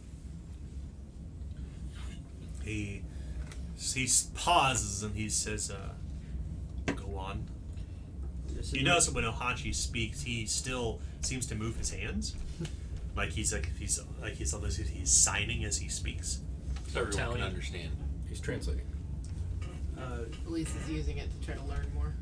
I basically put it in the manner of like, look, we had to bring these people back. We wanted to do the right thing, and then I will also let them know about what was talked about and what Graf's intentions are. So he, in the middle of this, he kind of holds his hand out and says, "The soldiers, they're here with you?" I don't know if anyone's following us or not. I don't know. Elki, he turns to her and he speaks the words, and she doesn't really do anything at first till she doesn't even recognize her name until she turns about as she hears a sound, and then he starts gesticulating to her and she gesticulates back. Elki tells me that there are many of these red soldiers in the camp. Many. Hundreds. And I have told them that in order for us to do what we need to do, we need to speak to Emil. And we know that Emil is with... That is not up to me, that is up to the delegate. Well... My kith will have to determine that. And I would like to be able to speak with the delegate, but it's... And you're free to blindfold us and do whatever you need to do, but if you do, just know there's a possibility we're being followed. I wanted you to know that before I let you take us back. He looks toward the sun. He looks toward the others, and he points and holds his hand like this. And like that, the two Pictish who accompanied him immediately toss their torches into the snow as it hisses. "We will wait until the sun goes down," Ohachi says. And I'm just going to say, it's not the way I wanted it to be, but this was what I felt was the only thing that I could do. Boss, he was going to burn down the whole forest. Yeah. This seemed the most sensible path. Bring your people, tell you, or he burns down the whole forest. He may still. And he may still do this. Ohachi is kind of shaking his head as he's getting confused with everything that you're saying, and he kind of motions, "Please stop, please slow down. Listen, we will wait for the sun to come down.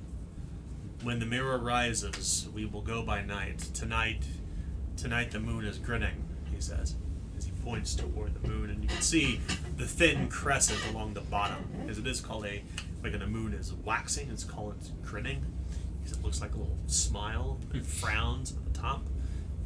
The moon is grinning, he said. The mirror is grinning, he says, as he points toward it on the opposite horizon. He says, we will wait until the Alcanix is there, he says, pointing there. And you can see Alcanix is here. Which means, anybody here have navigation? Is Skinner have navigation? Nope, we No, lost don't our you remember navigator. How many times we got lost? That's right. You know it's gonna be several hours. Okay. I'll use this time to He will. treat Mr. Thornberry. Before this happens, the Picts who are with him will shrug off their heavy furs and place them on Elki, Hakan, and Okota. Since we're back at the farm, I kind of want to go take a look at the granary again.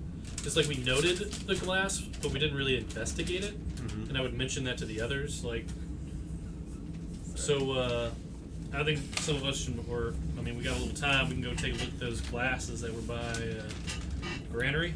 He raises 3 fingers. This is how long we will wait.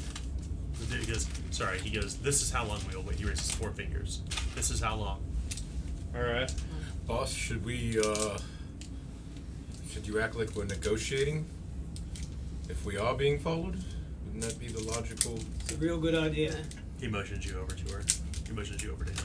Yeah, Elisa says, moment.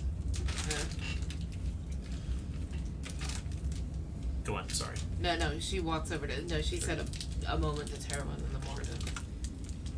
Go ahead, Jeremy. Terran is going to continue to act like he's trying to negotiate with them, like visibly. Negotiate with who? Ohachi. With Ohachi. Ohachi is he's holding his hands up and says, slow. We have this time. We wait this time. Look, come here. Come here. And then I'm going to, like, point to her and, like, kind of lift my arms up in the air like I don't know what to do. And, Elisa nods. Give me your hand. She holds out her hand. He kind of pulls her hand forward and he points it toward the sky and says, put your thumb and do this. So she does. And he points your pinky toward Alcanix, the northern star, and he says, 1, 2, 3, 4. Oh. This is how long we will wait. Yes. So he kind of motions across the sky, but he's clearly like indicating like this is how long it'll take for the star to pass. Yeah. So she kind of nods, and then she, in like the hand signals, tries to say yes or I understand. I speak your tongue. I'm learning. Ah, he says. Hakan. Ohachi and Hakan will speak with one another for quite some time as they will work through the pain and talk, leaving Elki, the woman, and Okota to be among the camp. And Okota, in particular, is with the other 2 Pictish who accompany Ohachi here with the torches, and he is like gesticulating, like, "Give me a spear. Give me something." And he's speaking very loudly and very angrily at this point. As you see him wildly gesticulating with his arms, and he doesn't make sounds with his mouth at all, but he's very, very aggressive and angry. And this is one of the guys People you brought back. Okay. Okota, leaving Elki, the woman you had first met with, just kind of standing there. So you said you were going to treat Eugene. Okay. I'm gonna call Elki over, so she's standing awkwardly. I'll pull out an extra bandage for you. Perhaps you could do something for her as well. You first. While this is going on, Elisa's just gonna try to practice a little bit with Elki. You mean step away for a second. Ohachi? Well, since Ohachi went to Hakan, and while Elki's sitting to the side with them, she's gonna try to just kind of side back with. Learn a little more. You're that healing on me. If I have the time, I will take my time. So what's your current damage condition track? Moderately wounded. Oof. Okay, so that would be normally a standard test, and you're in the field, so that makes it challenging, and you have no light to see by. Could we, since the farm is abandoned, could we go inside the Muller farm for better conditions and to light a lamp? Yeah, you can do that. Don't light a lamp. Even inside a building with the blinds closed. Don't do it. Candle? Do it like nothing. Can you work by moonlight? I'll do my best. Won't be the first time. You get inside the building, you have less light in here than you did outside. Let's take it outside. Alright. It's going to be a hard test. Okay. Alright, so hard test will be 44. You are should make- shivering slightly. You should make him sit where he got the injury at. I'm sure that's super sanitary. Hair of the dog and all, yeah? Exactly. Hair of the pig. Gross. 69 Uh-huh. as a failure. Ooh. A couple episodes. Should I would be reroll? a success. How many do we have?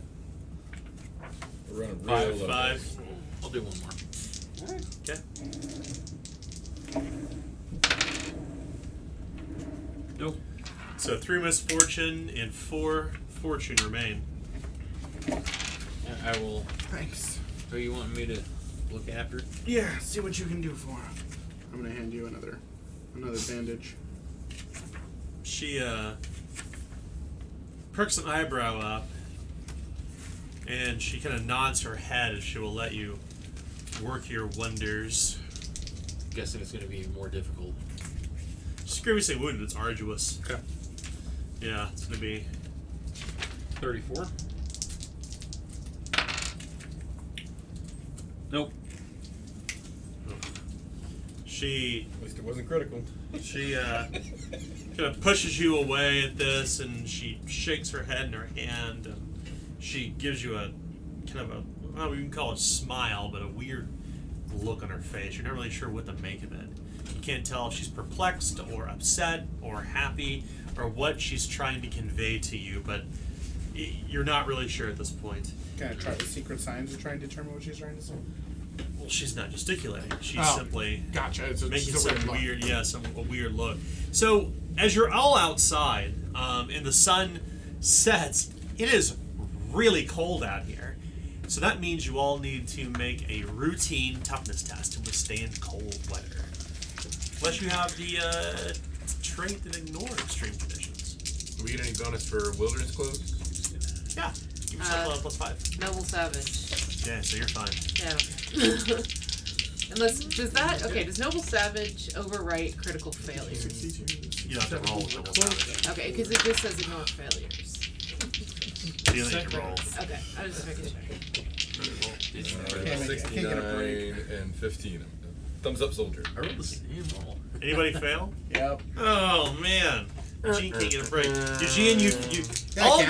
your There's teeth just are a- all chattering, but you could feel maybe it's just because you're still suffering from a grievous injury and you're on laudanum and tincture that your Can't get warm. joints feel rigid, your arms are cold, his teeth are constantly chattering. And you're right. I can catch a break. It's just in my leg. That's right.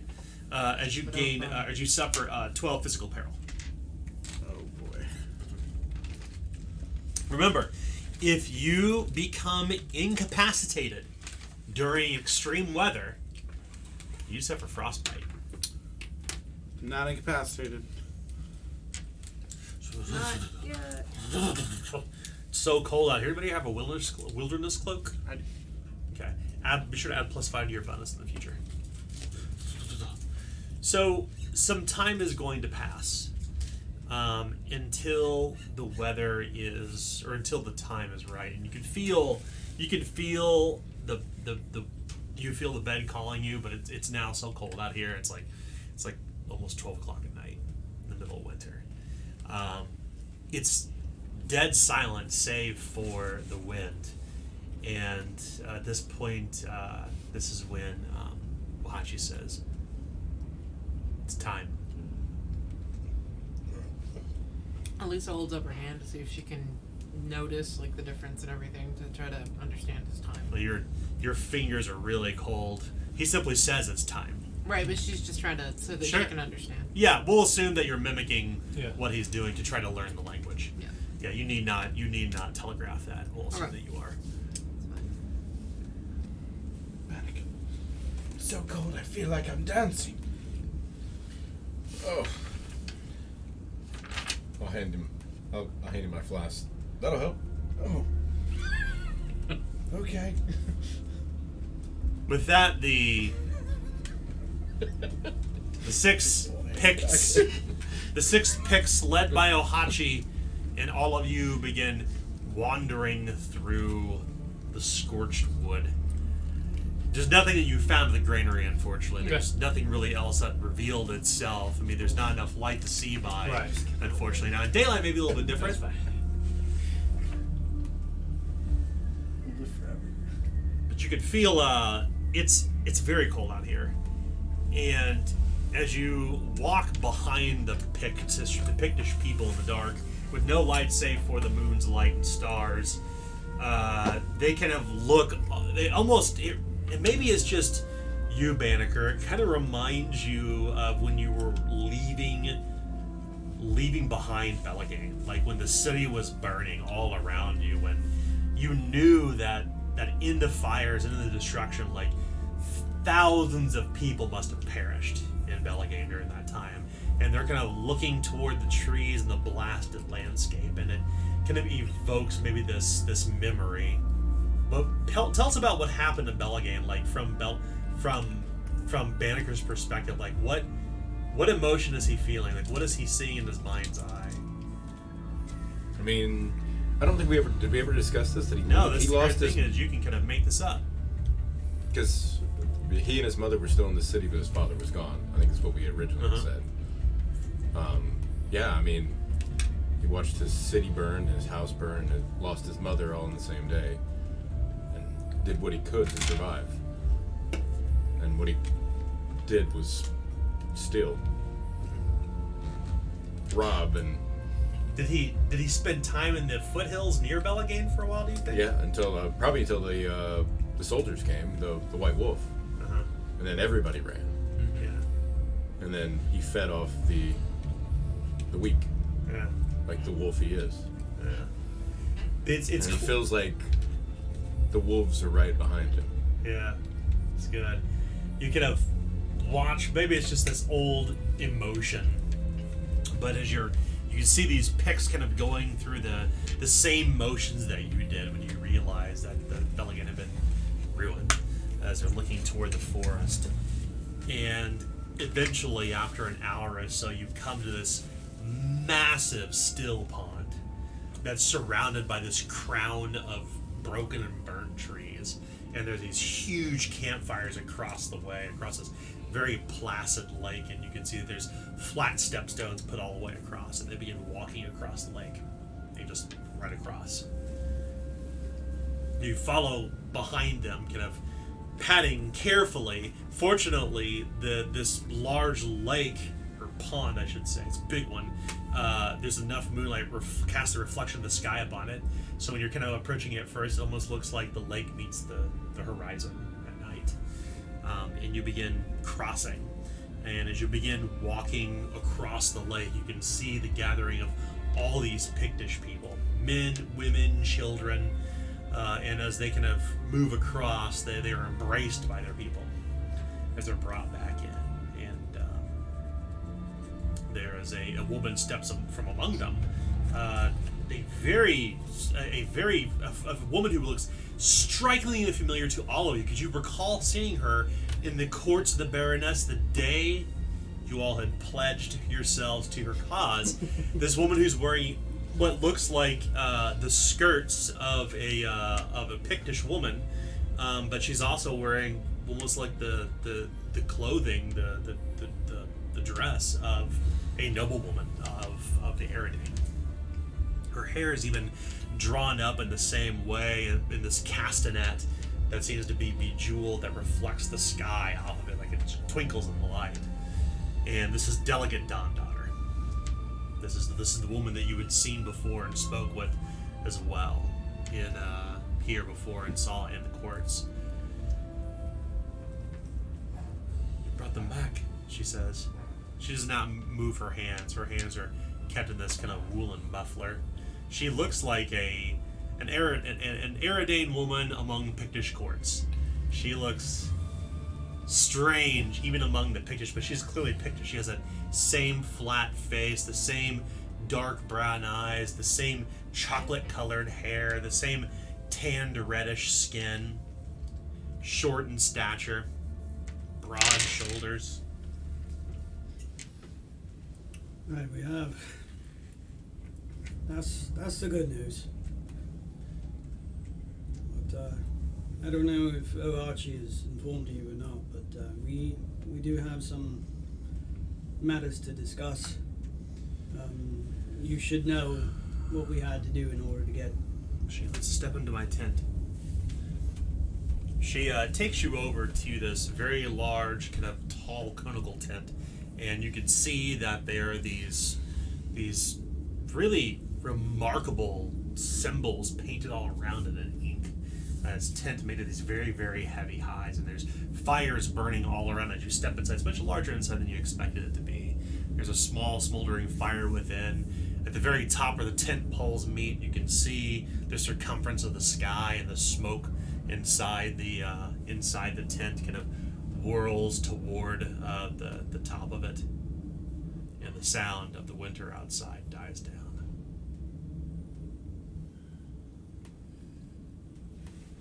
Please sit. Oh gosh, sorry. Winter got loud again. She speaks. The Dawn daughter says, "Please sit. It's just us." Take a seat and get comfortable. There's blankets and furs laying out all over, and you can see muddy boot prints in here, like others have been in here recently. But this is clearly her tent. Like you can see, like a little area that's kind of off this, with another adjunct tent that's connected to it that she would walk through into another room to disrobe, whatever it may be. But the tent's much larger inside than it is outside. How are you able to convince the soldiers to let these people go? Well, we were mainly able to convince them by convincing them that we were a neutral party, that we had no stake in this. She shakes her head and says, "That's not true. No, it's not. You swore an oath to the Baroness. I know you did. I was there." She looks toward Harper. That is true. But what we were able to convince him of is that we had an investigation. She shakes her head. She's looking at Harper. You swore an oath to the Baroness. Right. That we would do what we could to help her out.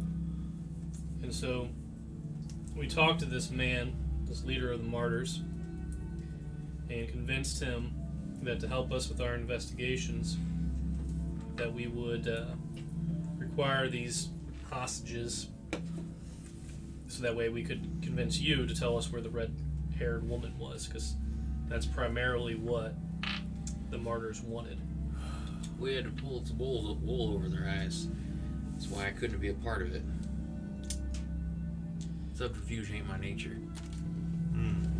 She nods. That kind of clicks in your head why Warren left when he did. Yeah, there's a look on Terran's face like he didn't even consider it before. Yes, I've spent a lot of time among the Rovanian and courts, and gotten to know the people of the Velvet Throne, she says. And you're not really sure. You hear this, and you've heard it before, but as she says it, it's like the second time you've heard this name before. The people of the Velvet Throne, and their words are poison. They operate in such strange ways that are so completely foreign to me. I have spent many years among your people, and still, I can appreciate that, she says. She looks toward Warren. We, our people, our kith, do not know how to speak lies, I suppose you could say. Both with our hands and with our tongues, when we learn the ignoble tongue of your people. But what did you have to agree to? So, she turns toward Harper. These folks, these Crimson Martyrs, I guess they were sent here to, drive you east of the Axewater. And what their primary goal is to probably capture and kill the Bloodleaf woman, as they have recognized her as the greatest threat. Well, she says, she considers this for a moment and says, circle of trust, as we are here, you are here in my home. I will share with you his concerns are true and valid, Bloodleaf, or Yelana, as we once knew her as Yelana, is filled with poison and vengeance. She is filled with rage. She is filled with that which does not reflect our values. Well, they're peas in a pod. Right. I would say that they are very much the same in that nature. I feel like those Crimson Martyrs, they've essentially done so many bad things that in their minds they're the heroes, so that's how they can live with themselves. So they make your people the bad folk, even though they're not. They're just really the same people. I mean, one life is just as valuable as another, right? We can agree to this. So, but, well, I don't see them leaving until they think she's dead. And, well, they seem to have caught on to the notion that, well, if they burn down your home, then, well, there's no reason why you'd stay. One other thing. We tried to let them know that there were two different schools of thought amongst the Picts. Our kith is sundered, yes. Yes. Tried to explain that to him, but he is such a fanatic that he won't see the difference. And he's saying that any Picts found West of the Axewater? west of the Axewater, he has divine right to force off of this land.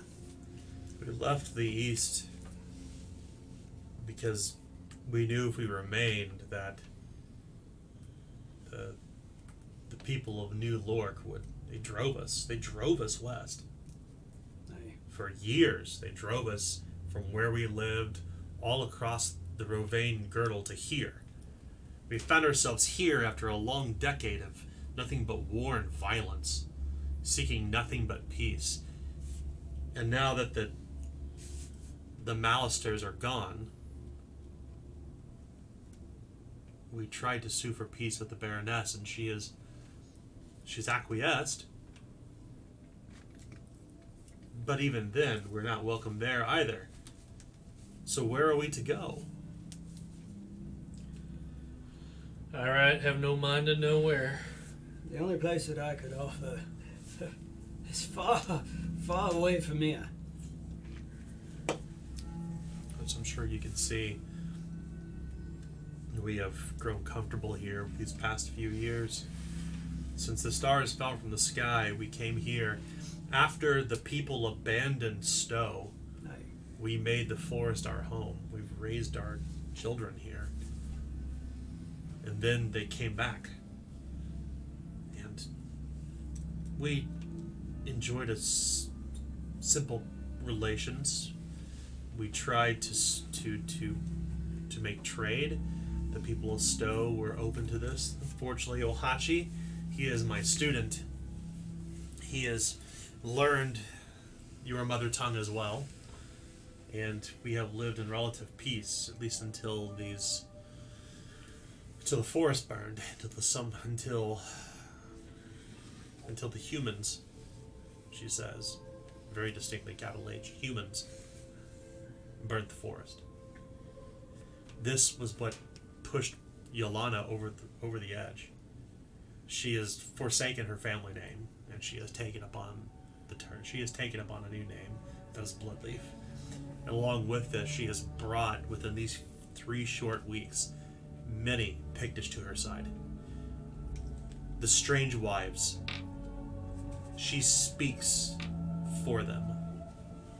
She speaks for the Strange Wives. She speaks for the gods of this forest. Does that mean she could potentially rile up the gods to send them into a battle? Is she willing to push that far? I believe that My sister, Yelana, was always one of fiery temperament. She was born, her hair kissed by fire. I did not think this would be as far as she would push, but there was so much poison in her veins. She would lead all these Pictish to their own deaths. She would do precisely what our ancestors had done before. And like them, she and the others will be lost. They'll be dead. Like it or not, the Crimson Martyrs are coming, bringing war tonight. Ain't nothing we can do about it. We're just letting you know. And I reckon it'd be good if we let her know too. But there is something you can do.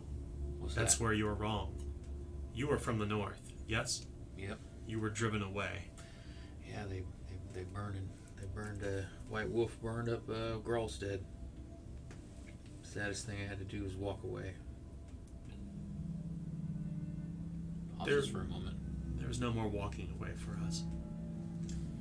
Bloodleaf sees this. I have urged the other Pictish against this action.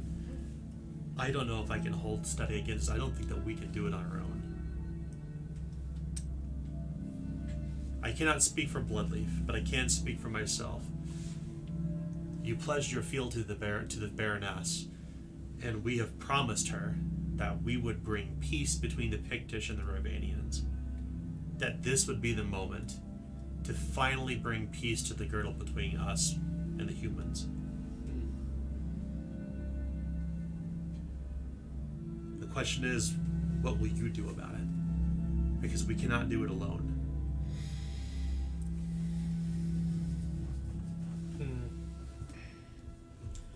Well, that's the million-crown question, right? Let us do this. Let me leave you here so you can ponder. I want to see to Hakan. I want to see to Elki. I want to see Okota. I want to see what has happened. You have seen with your own eyes the pain that the Crimson Martyrs have caused. You have seen the pain they have inflicted upon them. Consider this as you make your decision. You are welcome to my fire and my blankets. Tomorrow morning I will take you to Bloodleaf.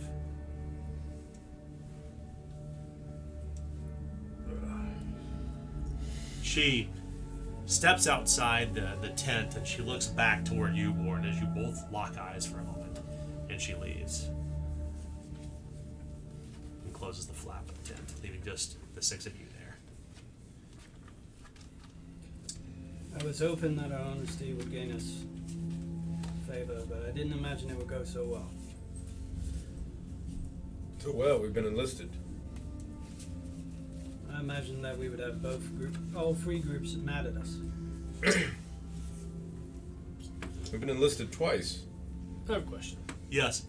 So the Clavigers, I mean, they have Claviger setting. Mm-hmm. Where's that located at now? South and further west, along the borders of Galleon. But the girdle, The teeth. like a waist belt, they runs from, and those people camera probably can't see this, Right. but it runs like a belt along the bottom of Aglador, and it joins Galleon where the teeth are. The teeth are, Okay. yep. Because I remember it used to be like, Yeah, that's way over right. there. Yeah, it kind of does this bit now because we've Yeah. rearranged the map. But yeah, it runs like a belt along the bottom of Aglador, and it joins Galleon. You're thinking what I'm thinking, Which is? offer them a place. Well, right. I mean, that's kind of what Harper would be wondering. Like, there's no real place for these people, and it's not like potentially like he could offer them to like move to Claviger Steady.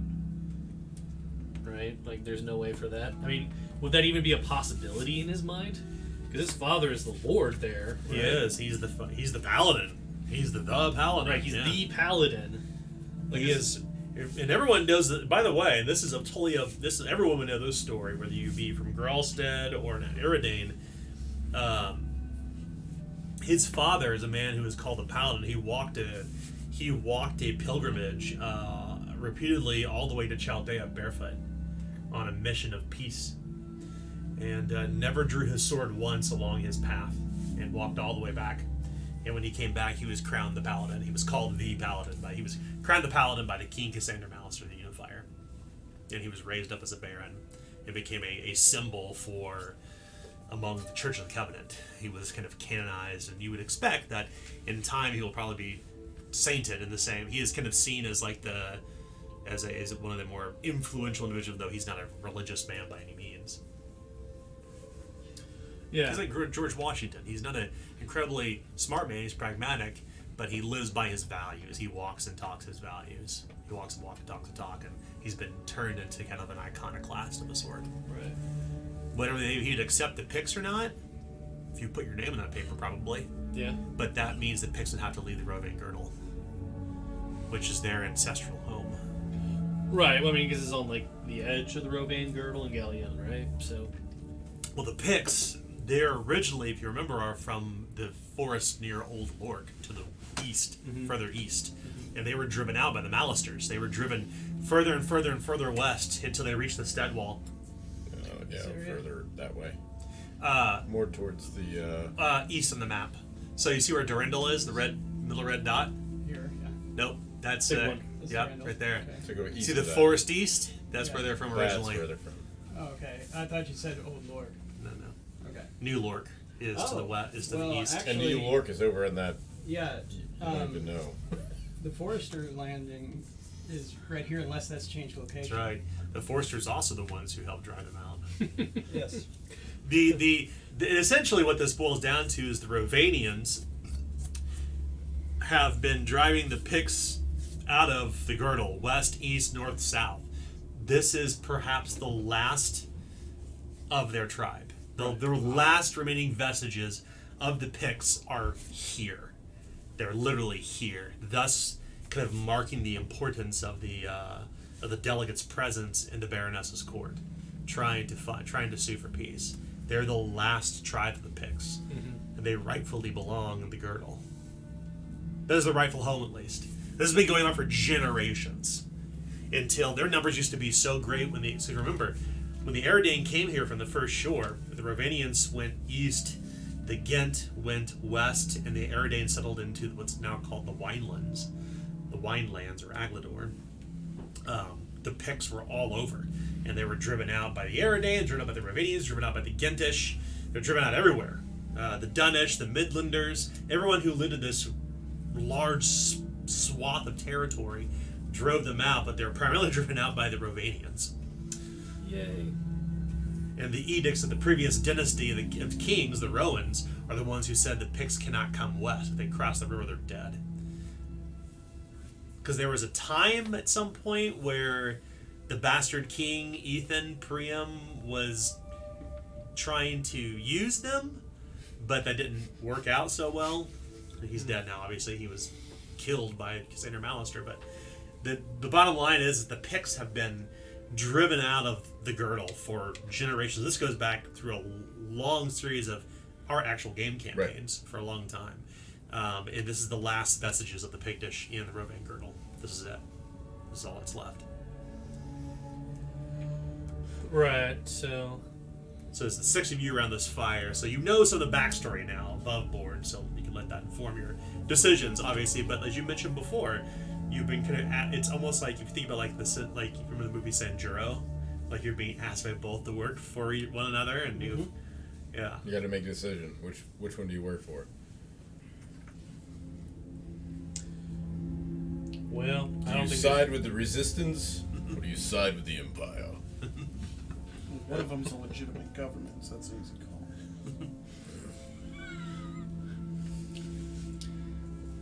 Well, I don't even know quite what to do. It's not like there's really any good place. I'm surprised if they were negotiating with the Baroness that she didn't offer any place that would have been within her domain. Well, she said that they're not necessarily welcome there either. That's what I'm saying. Yes. And I could potentially do something, but I don't know how much they would trust the Foresters. I don't know. I think your bigger issue is they don't want to leave. It's not a matter of they've got nowhere to go. It's a matter of they won't go. Well, That's what I heard too. Mm-hmm. I mean, when you've been chased out of one home after another, eventually you just decide to make a stand. Yes, I believe this is their stand. It is. Otherwise, yes, I could offer them a place where the Foresters are. No Especially offense, but given history. Oh, you want to talk history with the Foresters? You see, my grandfather was once a friend with a man that he swore that he would kill one day. My grandfather used to fight for the man that Cassandra Mallister was fighting against. Well, And now I'm fighting for Cassandra Mallister. given all of that, understandably that things change and genetics don't necessarily carry the pre-thoughts. I don't think it matters because they won't leave. Yes, that is the So- important part. Discussing location does us no good. If they ain't gonna leave, hate to say it, but there ain't much we can do. Well, If we can convince them to leave, that's the best bet, I'd say. we can implore them all we want, but if they don't listen to our implorations, Mm-hmm. we Good enough. we need another plan. And We ain't gonna be negotiating with Mr. Man back there. Crimson Raiders. They're done. We've already negotiated. We lost that negotiation. we did. There will be no more negotiating. I think it's come down to decision.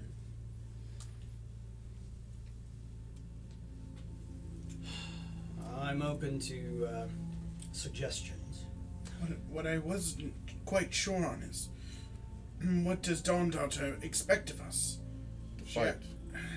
Do we Legit. assist them or do we assist the Martians? I believe she expects us somehow to broker peace. No. She's I a can't. logical woman. can't She knows be- there's no peace can't with be these people. serious. Well, Well, I don't know. She is a logical woman, that is true. But I do believe she was sincere when she begged us to somehow find a way for peace. And the only way that we can at least convince one side is to talk to them. And we're going to be talking to them in the morning. Well, I didn't get that, boss, but Yeah, it's not the maybe impression you're that I reading. understood. Maybe you're reading different lines here. Well, if that's our best hope. lo- Ain't much use hemming and hawing about what we're doing. Let's do it tomorrow.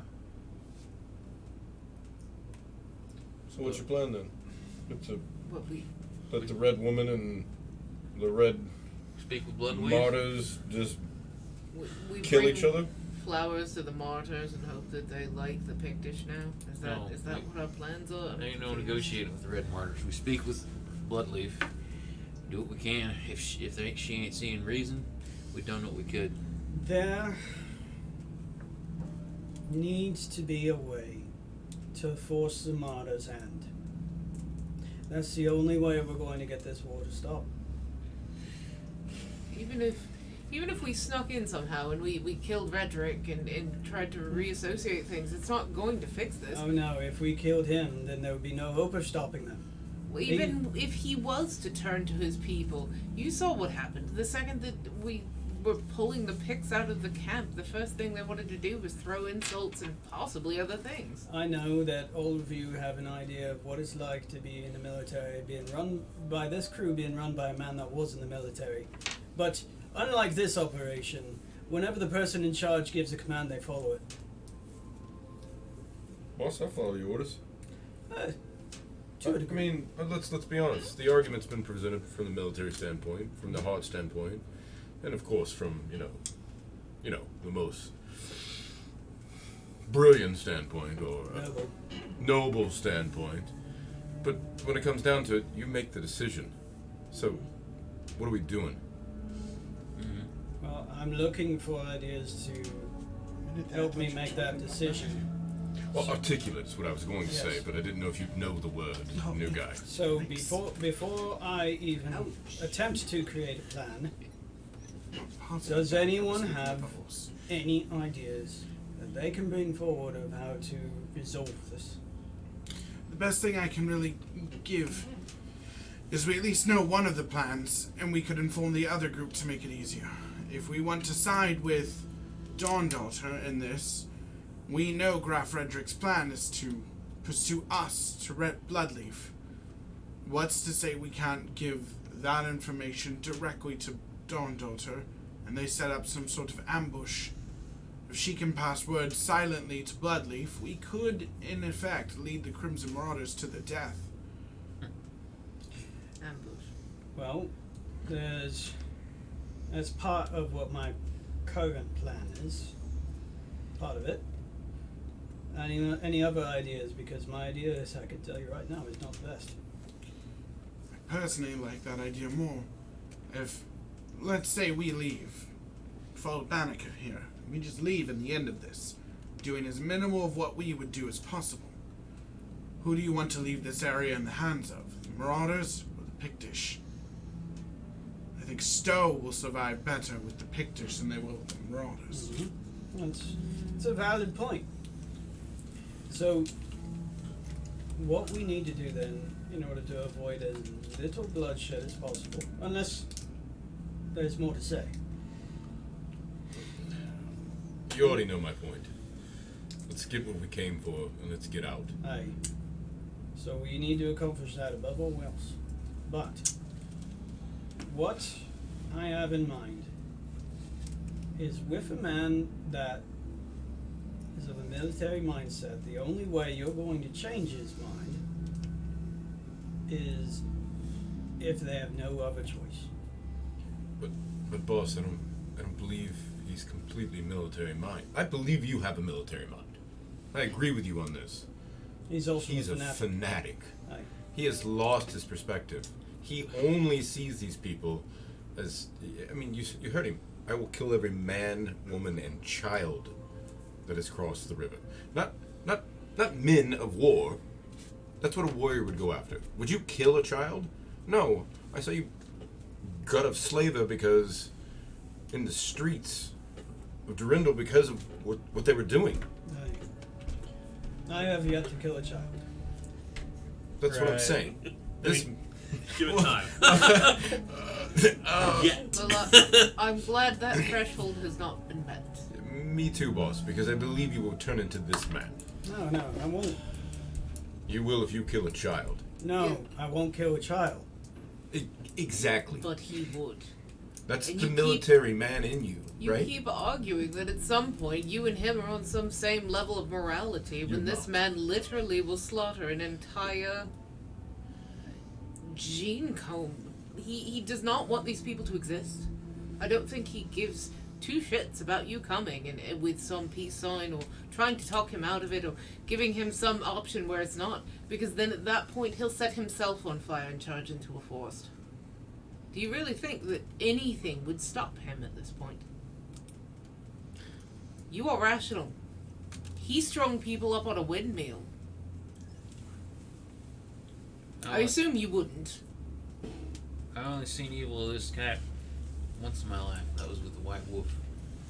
Drove us out of Rolstead. Like, sure, because Burned it to the ground. we just came from Amaran's Gate. I mean, we saw this kind of butchery not even a fortnight ago.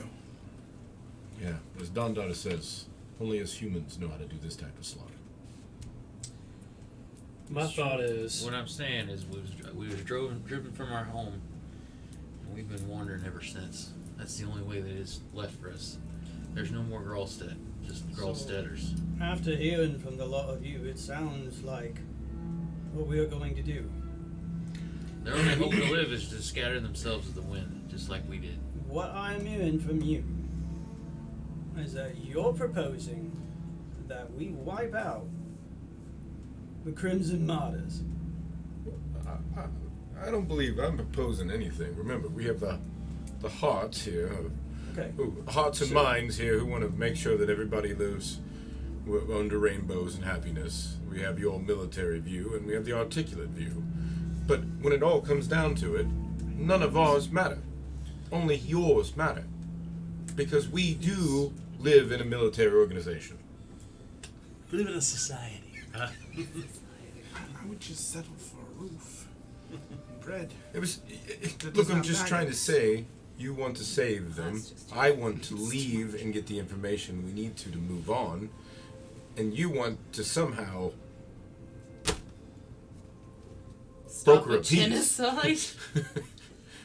Well, but there's only one yeah. way to do this. If you want your section to win, which I'm the only man out here at this point, That's, so I've already lost the argument. I would like to minimize the loss. Then it's kill Redrick and his band of crazies. But I think that is a terrible idea. Because you think the bounties that are on our heads now are... I'm not proposing we kill Redrick and his fanatics. I'm proposing we let Redrick do what he wanted, which is to follow us. Redrick gets himself killed. No. I agree with that. But again, we are taking men that are serving the king and a local baron, and we are putting them in harm's way. They've done it to themselves. No. You can't take responsibility for their warmongering ways. We are doing this to them. I am with you. Even if we don't take that battlefield, if we arm redhead woman, the Bloodleaf, right? Leaf, yes. If we arm Bloodleaf with that knowledge, and we somehow give them an upper hand in order to win this fight, then we did take action against the Crimson Martyrs. All right, So you're saying just letting them know. I see what you mean. I get that, but I also feel that should we not? And I'm gonna look out the tent flap and like pull it open enough to where we can see Alki. I'll be like, you're condemning her and that child to just as much death. I'll choose a few warmongering men over a few people that just want to live peacefully, left alone. If I have to make the call, Crimson Marauders are my kill. I see what you mean. I'm coming around in the way you're thinking, Eugene. Me and them. But will it Me stop? and these picks, we're almost one of the same. Will I it think we stop? should let them know. It's not going to Right. stop, Banneker. Right. We're already wanted by the Saltpetermen at No. this point. Will this stop? The Crimson Martyrs aren't the last. Gods no. You do understand these people are going to be continue to be hunted. But I'm not saying that we should give up now. Listen, Look, again, I've lost. Hearts listen, of one. if it makes you feel any better, these are Kingsmen, right? These men are not. no, these are mercenaries driven by some weird heretics. We've been tasked to see to the secession. A weakening of these men goes towards that goal, does it not? Also, we're tasked with supporting the Baroness, You, who is trying to broker peace. you reckon what I'm saying? Does that make sense? It does. Warren just made more sense than anything that's been said. It does. Harper, you were going to say something. I'm just over here hemming and hawing, really. I mean, because I was thinking even if we had some sort of protected land, like if I were to offer them a stay in Claventer Steading, they'd still have to march halfway across the country. The entire way, I wouldn't see anything less than these Crimson Martyrs harrying their entire way. Well, someone else. They weren't driven from Old Lork by the Crimson Martyrs. Well, consider this way, though. If we assist them in taking out the martyrs now, So, there will be time for them to discuss being at risk in a trail south. If we don't help them, there's no chance. They just die here. right, so we're assuming that the only way the martyrs leave is if they're dead. That's it. Aren't you assuming the same? I'm just trying to I mean- see if there's any other possibility that they leave. Did you stand in front of that man? I understand. I'm just seeing if there's any alternative, because if there's not, then there's no That ship's alternative. done sailed. We screwed the pooch. It's done. Look, as the person that took the last heretic on and managed to talk them into leaving people and only killing the few that they did, when we were in Almarin's Gate, I can tell you right now that man will not be reasoned with in the same fashion. Right, and then I was also thinking if they did leave, well, the people of Stall are essentially dead because they'll just starve through the rest of the winter. Correct. But So Let's see to the secession. this man is crazier than that Inquisitor. Not Ever was. necessarily on the people of Stone. Crimson Marauders go off into a walk in the forest and don't come back. Their supplies don't go missing. That camp doesn't go anywhere. People of Stowe can at least use the food resources and the equipment left behind to give themselves a chance to the winter. They'll leave back God. There, People of Stowe, I hate to say it, but they're in a bad way. Collateral damage and all that. Ain't nothing we can do. We've done all we can. We've moved them out of the way. Yes. And maybe there might be something they can pick off of corpses later, but right at this moment, I don't think there's much else we can do for them. So what do you reckon, Carolyn? What it'll be? these are the cards I have in my hand.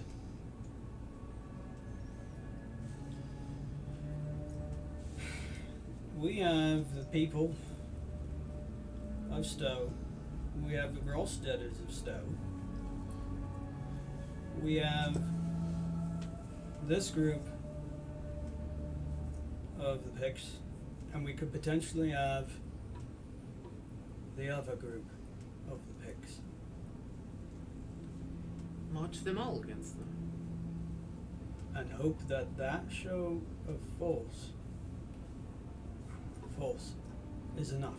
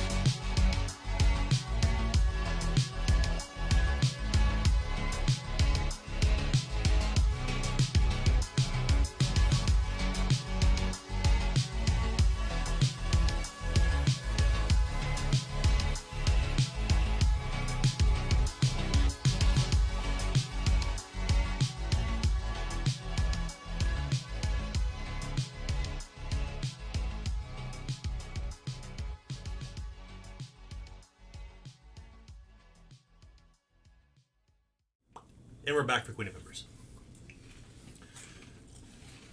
The following morning comes. You all are restored to unhindered.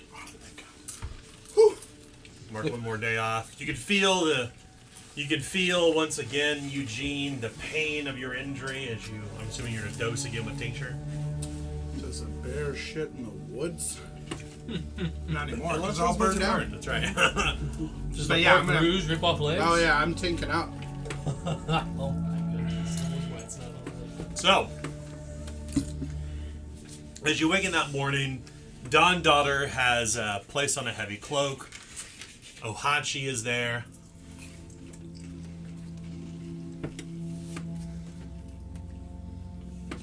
As is Hakan and Elki and Okota. The three you had rescued. Ohachi, the person who'd been making trade in Stowe with the people of Stowe, and the Dawn Daughter, and they're gathered. Let's go see. She says and makes some quick small talk and says, "Let's go see the Dawn Daughter." Or let's go see Bloodleaf. She said. Are they well enough to travel? Did you make a decision? I thought we paused. We had 3 cards on the table and we never got to the cards. We got card 1, which I hope we're not doing card 1 because that's chaos. And I think Anna made a decision. no, I was he leaving said I got cards 3 out cards on the table. He listed card 1 and you said let's pause for 5 And minutes. it faded to black in intermission. Yeah, it is. In a very dramatic fashion. We'll find out what the card is when the moment matters. Yeah. Yes, So as Ron? we're just going. I mean, I like it. I think we're getting a director's cut. We're gonna pull our pistols and start shooting them inside. Do it. You can gonna only kill talk everyone. so long until a decision Yeah. must be made. Sometimes the decision must be made in the moment. Alright. Ciao. Let's go. As an example, that conversation lasted 35 minutes. Yeah. There's not many Not game bad. groups that would navel gaze that long. No, we do. That's what we do. It is. Yeah, we have it all. That's how we do. These are not necessarily bad decisions either. So that morning, I guess we're going with 2. Are we sure we can't filibuster for at least 12 more days in well, game? regardless of what you decide, you must meet with Bloodleaf regardless. Right? No, There's that's, no other choice. That that's the decision whole is already point. made. That's the whole Yeah. point of this. Get off my popcorn. So, It's good popcorn. as you strike out, you leave behind the Pictish settlement and head deeper into the scorched wood.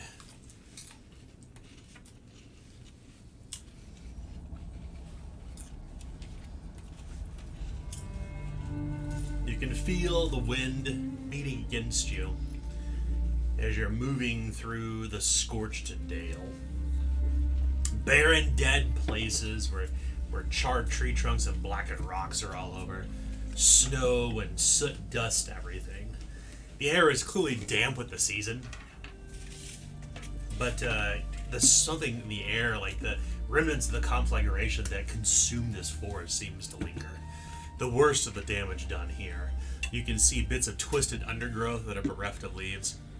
It looks like this fire was spread through here violently and very, very quickly. And it's deathly quiet. There are no animals, no insects, no howling of dogs, not the sounds of the camp back in Stowe. You're in the deepest part of the wood. The air even tastes like soot, like a fireplace. Like this place has been tainted.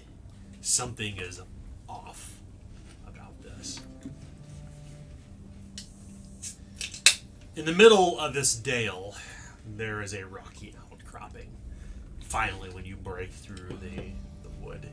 Almost like the entrance to a temple, there's this kind of archway of vines that miraculously still stands, clinging to the stone, in defiance of all the destruction that surrounds this place. The delegate kind of motions forward toward the archway, and as you continue getting closer to it, suddenly Bloodleaf and her kith are there. 1 minute the outcrop seemed completely deserted. the necks that Pictish are here. It's almost kind of like a cold, snowy breeze carried them here. Completely soundlessly, they emerge from behind the rocky outcropping. Their eyes seem to speak as they look toward you, painted head to toe in red henna. Their eyes say, "We are the wrath of this dale." A red woman almost somersaults from the top of the precipice of the snow. A short woman, perhaps maybe 14 years of age, with this huge, curved, meteoric iron sword held in hand. Her eyes are completely covered in red paint from handprints from the around the front of her face to the back of her head. Her head is completely shaved, save for these thick red dreadlocks of hair. And she has this very impressive soaring physique, and her auburn hair seems to almost billow around her. She has this look of intent violence as you approach, and she hisses like an animal. She leans low toward the ground as she and her cadre approach with weapons in hand, ready to kill you all. The delegate kind of puts her hands out toward who you now know as her sister, Helana, and she pleads with her, using her hands. And this is where we'll start a social intrigue event. Yay! Oh boy. So it's time to strike a bargain, or to have a conversation, a deeper conversation than simply a regular exchange, but a complex exchange. So, first and foremost, like any social intrigue event, I must know who wishes to not participate. Will anyone not participate? Are there disadvantages when we don't participate? Or you not do that anymore? There absolutely is. Okay, that's what I thought. Always. If you don't participate, you always suffer something in return. So, Don't get a ribbon. you don't get the reward points. Well, So, I like the talking. is it safe to assume that Terwin will participate? Yeah. And Harper? Yeah. And Elisa? I guess. You guess. What about yourself, Warren? Yes. Banneker? Of course. Yes. Don't And you Eugene? know who I am? Of course, it's not a military situation. Oh, snap. So, Bang! shots fired. Bang! It could be. He's So, learning. that's right. So, much like all social intrigue events, we always start with a very quick above-board question. What is it that you intend to gain through this discussion with Bloodleaf and the delegate? Access to Milfrosh. Yep. Very top level. Yeah. Yeah, that's definitely primary number one. Is that it? No. No, but that, like, think- against all else. I think on a very high level, if we can give Bloodleaf the information to get an upper hand versus the Crimson Marauders, we can Martyrs. Thank you. We can convince them to, or I guess if they're wiped out, that will serve Steed's Hill and the fact that it sees to the secession to a degree. If the Crimson Martyrs are wiped out, the king will ostensibly have to send more forces, and that strengthens the queen's position. I also think if we can convince The Bloodleaf Baroness, I should to say. see her sister's point of view and rejoining that alliance with the Baroness. Because I have a feeling in her current state, once she kills the Crimson Martyrs, like, she doesn't care about any of these people. But if we can convince her to rejoin, it also would strengthen the Baroness's alliance. So we're kind of getting into the strategy portion of the social intrigue question, which typically we structure these social intrigue events in the terms of what do we have to gain, what do we have to lose, and then we talk about the strategic things that we're going to try to accomplish within the social intrigue, and then finally we settle on what specific skills we're each going to use Right. to meet those. So ends. I'll guide this. So Yeah, I was what- just enlightening him because he's never done one before. That's okay. I'm gonna guide you through it. That's what we're doing Oh, we for did our one with viewers that. and Sorry for to all step of on us. your toes. No, no We did worries. one with the band. So what else is to be gained here? So we've spoken about a couple things. Is there anything else to be gained in this conversation? Repairing the Yes. relationship with Stowe potentially. Not getting killed. Yeah, not dying. That's Well, usually that's probably number one. Nah, it's not One of really. the 1.2. One of the things we might lose. That's not a Life. benefit. I think the easiest one here is to say, I already lost it. I think I forgot what I was going to say. Fight martyrs. No. to try and convince them that we can actually have a nonviolent outcome through a show of force if everyone is there. Everyone. All of Stowe, all of Gralstead. You think that's It's not feasible. you think that's an actual feasible option? It's Like unlikely. above board, you actually think that's a feasible option? Or does Terwin think that's a feasible? Well, this is all above board. Yeah, Yeah. that's When what you I'm saying. when we, in a social entering event, we're discussing out of character, above board, what we want to accomplish, even if it can't be accomplished. It's like, what are our goals? So are you actually going to try to do this? Is that something that you think is we should even be attempting? Yes. What makes you think that's possible? I thought that was card one. We killed card one. We lit that on fire because of the terrible idea.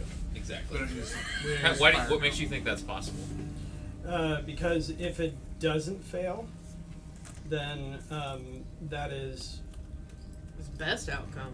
the best outcome as well. I mean, even from a logistical level, we don't have, from our standpoint right now, we don't have access to the people of Stone and the Gralsteaders.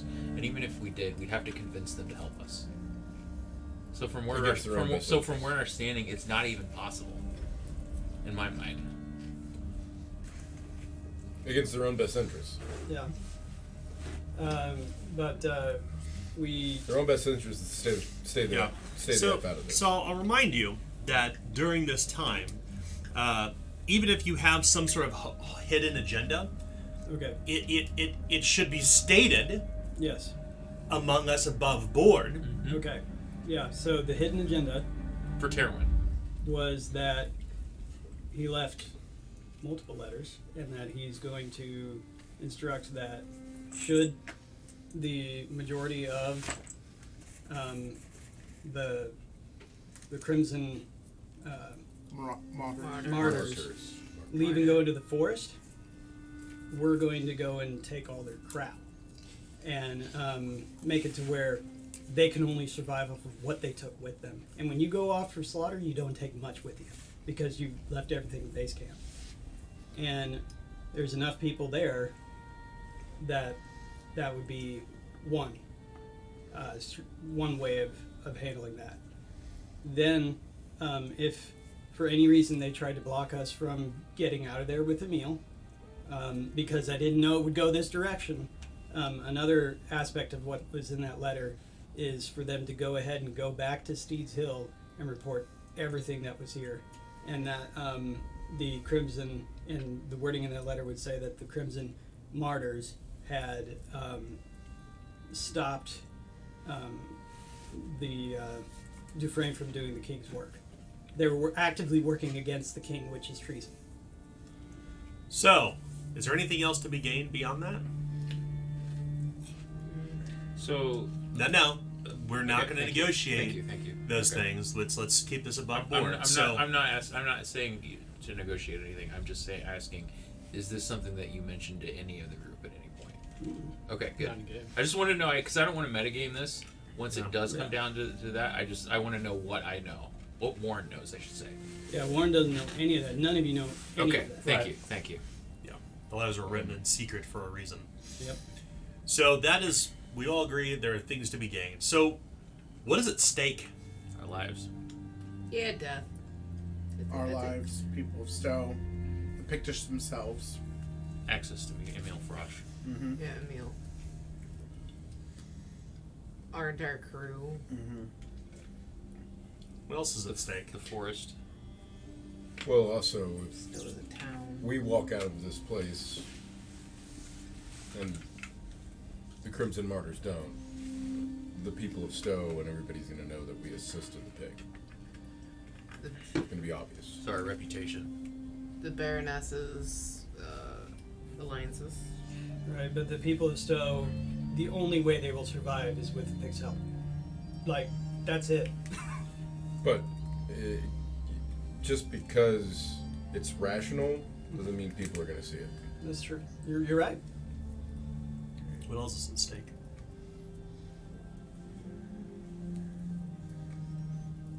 That's it. That's a lot. Yeah, I don't normally operate like that, but I thought I'd try it once. I mean, will we be even? This is just what's at stake for you. It's at stake for everybody else. Yeah. Will we be even? Well, yeah, welcomed we already back said that, into everyone's lives, back basically. into society with this knowledge. Like, are we just wanted from this point on? Well, the only people we're wanted by is private organization, not the king. Right now. Yeah, and so we are still doing the king's work. And so if we can uncover what I believe is a conspiracy, then we will be exonerated. So Anything else at stake? No? I don't have to say. So that's a lot. There's a lot to be gained. Some personal things you want to see done. Some things you want to do at the group level. There's some things at stake as well that extend beyond you. So the next question is, if you were to pick any one social skill to see either the group's shared things that they want to gain or in your what you want to see personally gained, what skill would you choose? And your choice, this is called a social tactic, you have 7 choices. It's either bargain, charm, guile, interrogation, intimidate, leadership, or rumor. So maybe we'll start first with Terwin. Terwin has to be able to convince the Bloodleaf that this is a sound plan. Mm-hmm. And so, since warfare isn't a social skill, I would choose leadership. And what is your social class in your Order of Chaos aligned? I am lowborn and I am order aligned. Okay. Harper, what's your social tactic I'm gonna go with rumor. and why? I want to see. I mean, because basically, I would ask them like what they have heard, what they know of these Crimson Martyrs. Like, do they think that they would actually like leave them in peace and stuff like that? And mostly just trying to get them to think bigger picture with more like what have they heard, what do they know? Yeah. Is I don't think he can really bargain with them, and he doesn't really want to lie to them. Mm-hmm. But yeah, like well, just it's a bad situation. Okay. So, what is your social class? I'm a burger, and Okay. I'm order aligned. burger. Elisa, what social tactic will you choose and why? Well, I'd like to do scrutinize because I have a lot of Can't feelings use in it, but I scrutinize. can't. So I would say This is- actually. So just pause for a second. To clarify what a social tactic is, it's basically the tool which you will use Yeah. throughout the discussion to drive toward what you want to have them acquiesce to. No, that was me just making a joke. 'cause No, I no, like no, better no. dice rolls. No, but it would actually be rumor, and the reason I would say that is because she's going to try to work with like the lies that have been floating between the two groups of like Stowe and the Picts, and get them to maybe understand where the truth lies, that like Emil was not working with Stowe to try to destroy their ancestral lands, and that there might be something gained by trying to save this area. Well, that's probably bargain and You not know, rumor. bargain with that. I mean, that would be her tactic. I don't have any skill ranks in bargain, but we can go with it. No, it's best to use what makes sense. That's fine. What's your social class? Burger. Your Order of Chaos aligned. Cows. Cow. Warren, what social tactic will you choose and why? Warren is going to be channeling his order alignment and being completely candid with everything. So I think probably the best thing that would make sense in this situation is charm. He knows what they're going through. He's lived it, and he wants them to succeed. To be frank. Lowborn? Lowborn, And what Order of Chaos? even. Even What? Steven. Okay. Who Is is he at this 0? sitting next to me? This Yeah, is a Nick character. I recently got my 4th fate point, and then I got an order alignment, and which counteracted my permanent chaos rank. Oh yeah. Okay, so it still is. Right. He's got a permanent chaos rank. So, Banneker, what social tactic will you use and why? Well, I was kind of thinking along the lines that to let her understand that obviously Emil Frost is to blame, not the people of Stowe, not anybody else. But I think Elise has already said that, and then Help me back up my claim. well, I think my stronger thing is the charm. Also, I've seen my whole life be burned down around me. I've lost my family. I've been thrown out of my home. This is my third chance, but this is my second chance, and I understand that, that's why I hang on to this group in a different way that I think other people do.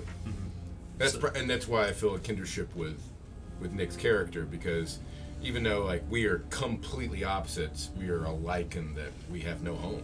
So you're gonna try to appeal to them and we're not so different. We're not so different, and I understand why you want to stay here. And So, okay. basically, hopefully the boss has got a good plan. So social class is aristocrat, Oh yeah. and are you order or chaos aligned? I'm order. I was just chaos, but And then finally Last we game come session. to Eugene. What social tactic will you choose and why? So Eugene's going to use bargain. And where I'm going with this one is he's going to try and reason with her that through working with us, that we can set the trap to give them the best chance. That the aggression behind these Crimson Martyrs is bad for everyone, and that we're here to assist her, and she just doesn't know that yet. So, but working with us is going to yield a better result, and that will include both give and take, letting us speak to Emil Frosch, potentially having more to do with him than just he gets put to death for burning their forest. And in exchange, we're going to help her, take out the people that are really the villains in this right now. Okay. So what is your social class? I'm a burger. I mean, do we Chaos. really, Chaos, huh? do we really care if they kill Emil after we get done talking to him? Well, that's not to be discussed right now, but we will find out what happens in the exchange. So, the next and final step, well, I should say the next step is: does anyone wish to burn any reputation in this exchange? Ooh. I will. I would say I actually would be willing to. My reputation on the line. We haven't gained reputation since. It's been a long time. Yes. Yeah. It's really hard to gain it. Mm-hmm. It is like a fate point. So, Where is that on? Terwin, you're gonna burn it? Yes. I would say I was willing to if you're not. No, this is my plan that y'all didn't even know about. Anybody else gonna burn it? Anybody can burn one reputation if they wish in this exchange. You know what? Yeah, Elisa will, because she's starting to actually like the pictures of people and learn about them. So. Okay. And finally, it is time to roll dice. So, before you roll, you're going to make what's called a social tactics check. This is not going to determine success or failure. What this does is it simply will give me a result to write down, a temperament, that I, as the game master, will draw upon during the exchange. It will help guide my role play. Because you already know what's at stake, you already know what you want to have gained, you already know your social tactic. We're going to roleplay this out regardless, but you're simply generating some temperaments for me to draw upon so I know how she may think and react in this conversation with all of you. And because you're all participating, you all must roll. Save for Terwin, because when you spend one reputation, you automatically critically succeed. And because you chose leadership, and it's treated as if, okay, it's successful. So she is, her first temperament, and normally I would not tell you what these are, but I'm going to do it for our audience and for your sake, Jason. The temperament you generated was cooperative. Harper, you are order aligned. She is not. You are a burger. She is not. Your test will be arduous. Arduous! Sorry, hard. My apologies. Hard. Okay. Hard. Oh. Well, I guess 33 then is my roll, and Roll I a got a 33. 12. Oh, I'll take a 12. Nice. Nice. Nice. So I was like her a- disposition, by the way, NPC's disposition will determine what keyword temperament it generates for me, because she is unfriendly and you succeeded a bargain test. Rumor. Rumor, sorry, she'll consider rumor. She will, she'll be idle, willing to listen at least. Elisa spent a reputation point, which means she automatically critically succeeds the test as well. Yay. You chose bargain. By the way, when you crit succeed a test, it moves their disposition Temperament. to the best possible value for purposes of your roll. And you rolled bargain, Yep. so she'll be very generous. Warren, you are lowborn. She is lowborn. You have equal ranks. She is chaos aligned. And you're choosing charm, which is an unfavorable skill. No. So if you fail this, it's treated as a crit failure instead, which means you cannot re-roll it. Right. So your test. That would happen anyway because of my drawback. Death comes to town. It happens with every Your test base skill. will be challenging. Challenging Challenging charm. will be a 36% chance to succeed. So, question before I roll. If I do fail, since it's counted as a critical failure, I do not have a chance to re-roll. Is that correct? That's correct. Okay. Just a note of Yep. for anyone listening or here. In the, Roll that 22. here we go. 11. That is critical failure. Oh! Well, it was gonna be There's either gonna be way, a so it doesn't matter. Yeah. Doesn't matter. Well, she's going to be positively disgusted. Banneker, She's generously disgusted. you're an aristocrat. She is lowborn. You are order aligned. She is chaos aligned. You're choosing charm, which is an unfavorable skill. Your test, because you're on the opposite side of the spectrum, will be hard. Hard The charm. great thing is she is a different social class. That's right. What do you have? What benefit do you get for that? You have double? Silver tongue. I have plus 20 to charm outside of my social class. Nice. Okay. Well, lady, I love that fiery hair. And I would know. Because I'm So, I am because this I have defensive. so much money. Because I had burned forest. Because 57. I know fire. Because my family Okay. owned people. What'd you get? 72. I will take. I never do this, but I'll take one of those. Girl. puppies. Okay.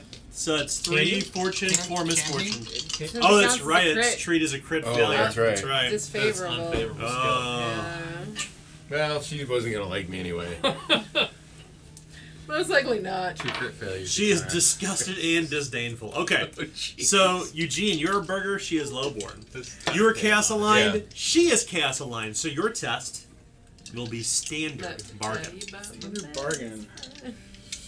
64. I'm gonna re-roll my 80. Okay. Oh. So 3 fortune and 4 misfortune at this point. 15. Success. Nice. So, you're enrolling bargain. You Yep. succeeded. She will be considerate. So, here's what the results are. She's going to be cooperative, somewhat idle, generous, disgusted, disdainful, considerate. Coincidentally, her favorable skill, interrogation. intimidate. Oh. A show of force. So, I thought about that, but now At we least it shift wouldn't- back into This is roleplay, and not I my have style. I have these wonderful keywords to play with now. The woman who you see before you, Bloodleaf, does not evoke the image you thought she looked like. You thought perhaps she would be some terribly tall, frightening, soaring woman of some age and influence, but instead you see this small child who's surrounded by a group of adults, adult Pictish, and she looks like a woman who's just now, or looks like a girl who's just now come into her to womanhood. She's just begun to flower. You would guess maybe 14, 15 years of age at best, but she is filled with such intensity as she strides forward the great sword, and she shows it over her back. And the first thing that she says in your tongue, and she points her fingers and says, "Interlopers!" She hisses. "You have brought the fire to the taint. You've tainted the glade. You have burned this forest." You don't wear his symbol, but I know. I know you humans are all alike. I can smell the blood upon you. The blood of my people. Well, Only when we carried them back from them being decimated. Did they lose 10% of themselves? Good morning. My name is Tevin Forster. Delegate Dondaughter will stand beside you to help bolster your conversation. In essence, I'm portraying that I'm not dissuaded by that. It is a pleasure to meet you. She shakes her head violently and says, "It is no pleasure for us to stand in the same place that is sacred to us and has not been tread by humans for winters. You are up on holy ground. Your people have burned it. You have destroyed and desecrated our church. We are not from Stowe. It doesn't matter. You look like all of them. You are all the same. I know your kind. You disagree with your sister, yet you think that we can't disagree with our own. You people are not that complex. You all murder, pillage, and rape and destroy. and yet, My pardon, also- I can't do those things. So, above board, keep in mind the things that you agreed to, what was you wishes to be gained, and also keep in mind your social tactic. That should inform your roleplay. So, nothing's doing anything wrong, just a quick reminder. So, shifting back. and yet, we would seek to be assisting for you. We would seek to be your ally. We brought back your injured people. That we do not have to. We have resisted putting out violence where it benefits your people. Ohachi himself can testify that when given the option of butchering a guardian of your forest, a god if you will, our people, not the Marauders, because we're separate, held back and sought a non-violent method to appease your beliefs. That we can be allies and we can work together. That not everything we do is with butchery, even when it's faced butchery towards us, and I gesture at my leg. She looks toward you and looks toward the three that you brought back, Elki and the other two. And she nods in consideration for a moment and says, "You could have left them to die. That is true. But it doesn't change the situation. You humans have burned the forest." Did not. Just as the same that you see your people standing behind us, Elki, Hakan, Makota, the same way that you see them, and that they did not do anything to this forest. They have not done the things that you have done, or the things that your tribe has done. The same way, we did not do the things that Emil, the man that you hold that actually did these things, did. I did not set fire. I was not even here. Instead, I came here, I attempted to calm your guardian, and I attempted to speak to your people. And she starts to gesture a little bit. You don't have the right to speak our tongue. What gives you the right, human? You think because you were tall and clever and live in stone caves that you can take our culture, that you can steal it and use it for your own, to try to appease me in my place that your people have burned? No. No. That is precisely what is wrong with you people. All of you. I attempt to understand, but apparently that is not what you want. I understand that humans have done great wrong to this land, and I don't wish to deny it. But what I wish to do is I wish to find a solution, one that will benefit everyone as much as possible. Solutions are hard to come by. They are, and they require a lot of work, and they require leading many people so that we can all accomplish the same thing. And that's why I'm here. Is that hopefully we will all come together in order to save this forest. Solutions are often met at the end of the iron, the end of the hand that wields it. It may require it, but it is my hope that it won't happen. And what would you propose? Well, You have brought yourselves here. You have convinced my sister foolishly to speak on your behalf. If she was not here, I'd cut you all down where you stand. I reckon we can't make your decision for you, but what we can do is give you the information that we got. We got information about what the Crimson Marauders are looking to do tonight. You'll betray your own people, human? They aren't our people. We will do what we think is right. We will support you in this regard because it is the right thing to do. The only right thing to do is to kill the tall one. Is to kill all of them. Yes. We're in agreement with this. I have lived through what you've lived through. I know how you're feeling right now.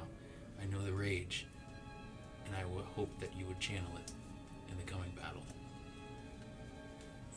From my understanding, what I've heard, the folk here, the Pixie in here, and the people of Stowe, they had been living together in peace for the last 3 years, and then somehow the man Emil Frost, his still exploded, which caused the fire. But we're still very unsure about that, and would very much like to speak to the man to see if we can come to an understanding of why something like this would happen. If he had been living in peace and in prosperity for 3 years, why start this? The arsonist proclaims innocence, but we know where the flames came from. It came from his hut. It came from his cabin. When we found him and the two running through the woods for their very lives, they were in a drunken stupor. And They smelled of alcohol. They smelled of poison. They smelled of guilt. the two. There was someone else with him. There were 2 others. So Didn't know. Emil and then 2 others? There are 3, yes. Would we be able to speak then? For We've I yet, do to not cross, th- we've yet to cross the first bridge, and yet you want to circumnavigate all the Rovane girdle in one conversation? I mean, Your hubris knows no bounds, human. well, that seems to be the first bridge. That's what started this, right? That's the beginning. Would I have had it my way, if Daughter did not intervene, those men would be hanging from a tree and crows would be pecking at their eyes as we speak. Their flesh would be scourged. We would lead them to the elements to die, There are to 3. suffer. You do have all 3. Is that correct? The delegate nods. The delegate Daughter, she nods. Yes, there's Emil Frosch and 2 others from the village with him. The Bloodleaf steps forward. So, Speak to me, not to her. She hisses once again. well, I believe we're all speaking, but I think what we're trying to say is, or at least what I am, is I look around and I see your burned places, and it reminds me of where I've come from. My entire home burned. My people were destroyed. I, like Warren here, have come from a ravaged land, and I'm trying to settle a new life. This is your new life. I get your struggle. I get you're angry. But we are here to help. There's only If you one. accept our help, you'll possibly live. And what is it that you would propose? What would you propose?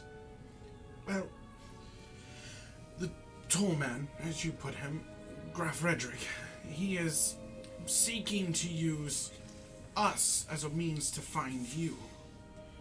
Now, I have no doubt you can evade anything you want in your lands, but there is quite an easier solution of we let him do that. We let him follow us to a location of your choosing, somewhere more advantageous for your warriors. And when he believes he has circled you, you then drop the net on him, giving you the advantage of position and time and place of choosing for the battle, somewhere perhaps in mire or downhill, or if anything, drive them away to never return. The delegate kind of widens her eyes as she's astonished at the suggestion. And she kind of looks pleadingly to all of you, but Bloodleaf continues to speak. Oh, I will consider this plan. You would lure these red people to me? I believe that that's not all of the plan. What else is there to do? They will not go away. We will not abandon the last vestiges of what we have here. We stand at the very edge, the last of the forest that stands. Our land is at stake. Then let us at least be absolutely sure of it. I've been very busy. I've been speaking with the people of Stowe. I've been speaking with the Grolsteaders that were in Stowe. Speak words. What do words do? Words conflate the issue, make things more complex. What is more pure than simply to solve the problem? You know, I once went to war when I was 13 years old. I think that would be what? I can't remember what the seasons were like with you all, but, you know, I was around your age when I went to war first. You were not my age. You were a child. You were still a spurt in your mother's belly. I'd lived a lifetime by the time I'd been 13 winters. Well, then you look very young. Go on. I've learned a thing or two about human warfare. And when it comes to human warfare, there are certain, what we call rules of engagement, that most people will adhere to. Do rules of engagement include torture? They do, yeah. It's not what everyone would do. At least you can acknowledge what your people have done wrong. Go on. What I'm proposing is that, yes, we have a place, a time that would be beneficial for you. But are you familiar with the term parlay? She looks to her sister, and the delegate kind of turns toward her, and she widens her eyes and kind of gesticulates, and Bloodleaf kind of takes a few steps back and says, "There will be no parley," she says. "The time for parley is over.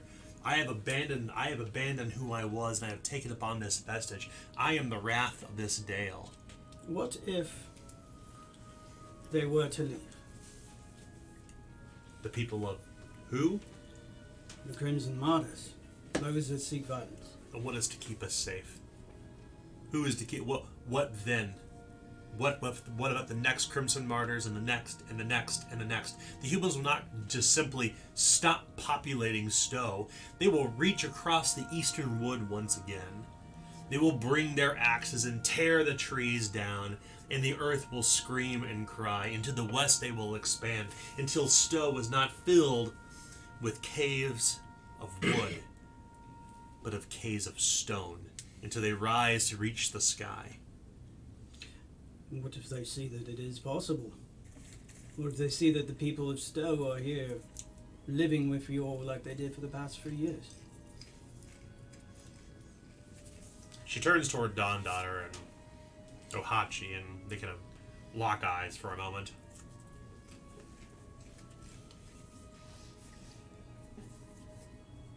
You would be willing to do this, woman?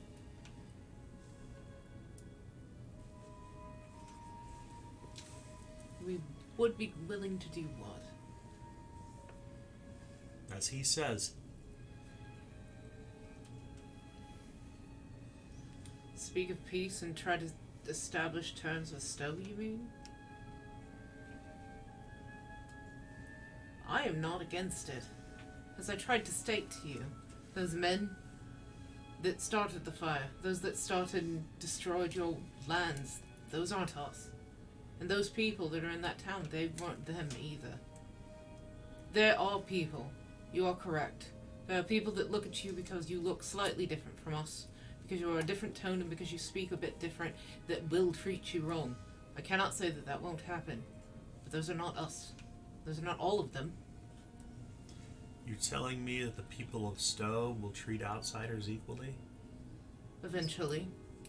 You cannot expect it to happen in 1 winter, 2 winters even. As you've seen, in 3 winters it has become better. Yes, you are correct. Emil and whoever those 2 people were that were in there, they did irreparable damage. They broke what was yours, and they destroyed your ancestral place. That's correct. That was not those other people. And in the same way that you hold those 3 but Daughter doesn't. Just because our skin may look similar, and just because we may speak similar, does not mean that we agree on things. And it does not mean that we are the same. Your point is taken. It took Ohachi some time to learn to speak with the people of Stowe. Yes.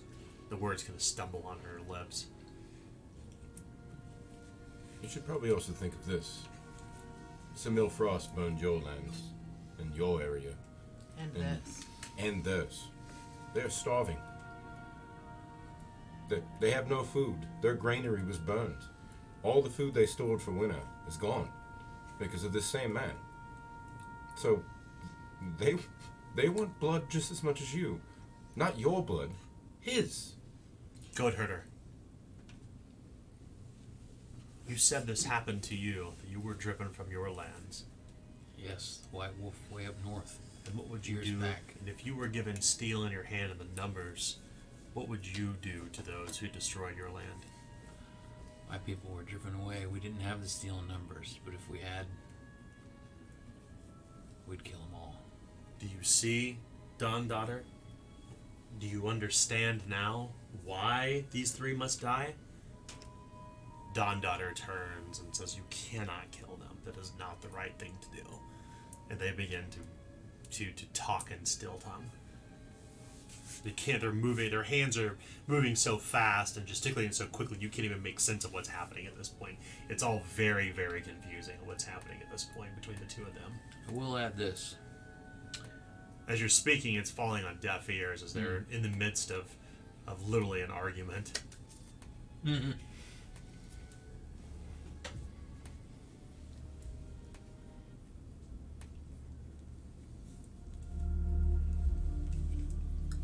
Silence, the delegate finally says to Bloodleaf. Why wouldn't we make this easy? They destroyed your forest, they destroyed the granaries in Stowe. Have a trial. A trial between both your people. I'm pretty sure Stowe wants the blood of this man just as much as you. Good. They're starving. Bloodleaf begins to laugh, almost cackling, and you could hear her laughing between the trees, and she smiles and she nods and her eyes widen.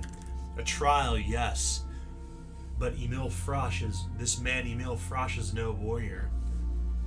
There will be no trial of words. There'll be a trial of iron. And who will stand for Emil Frosch? Save perhaps the Crimson Martyrs? The man himself, the tall man? If you wish Is he- battle for, He will give it to you. We've told you that. This is the only trial we would even possibly consider. Well, here's my plan. I hope that you would listen to it.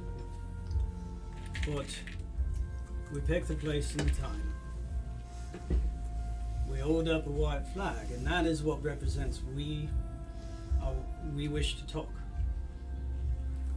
And when we talk, we bring forward Emil Frosch.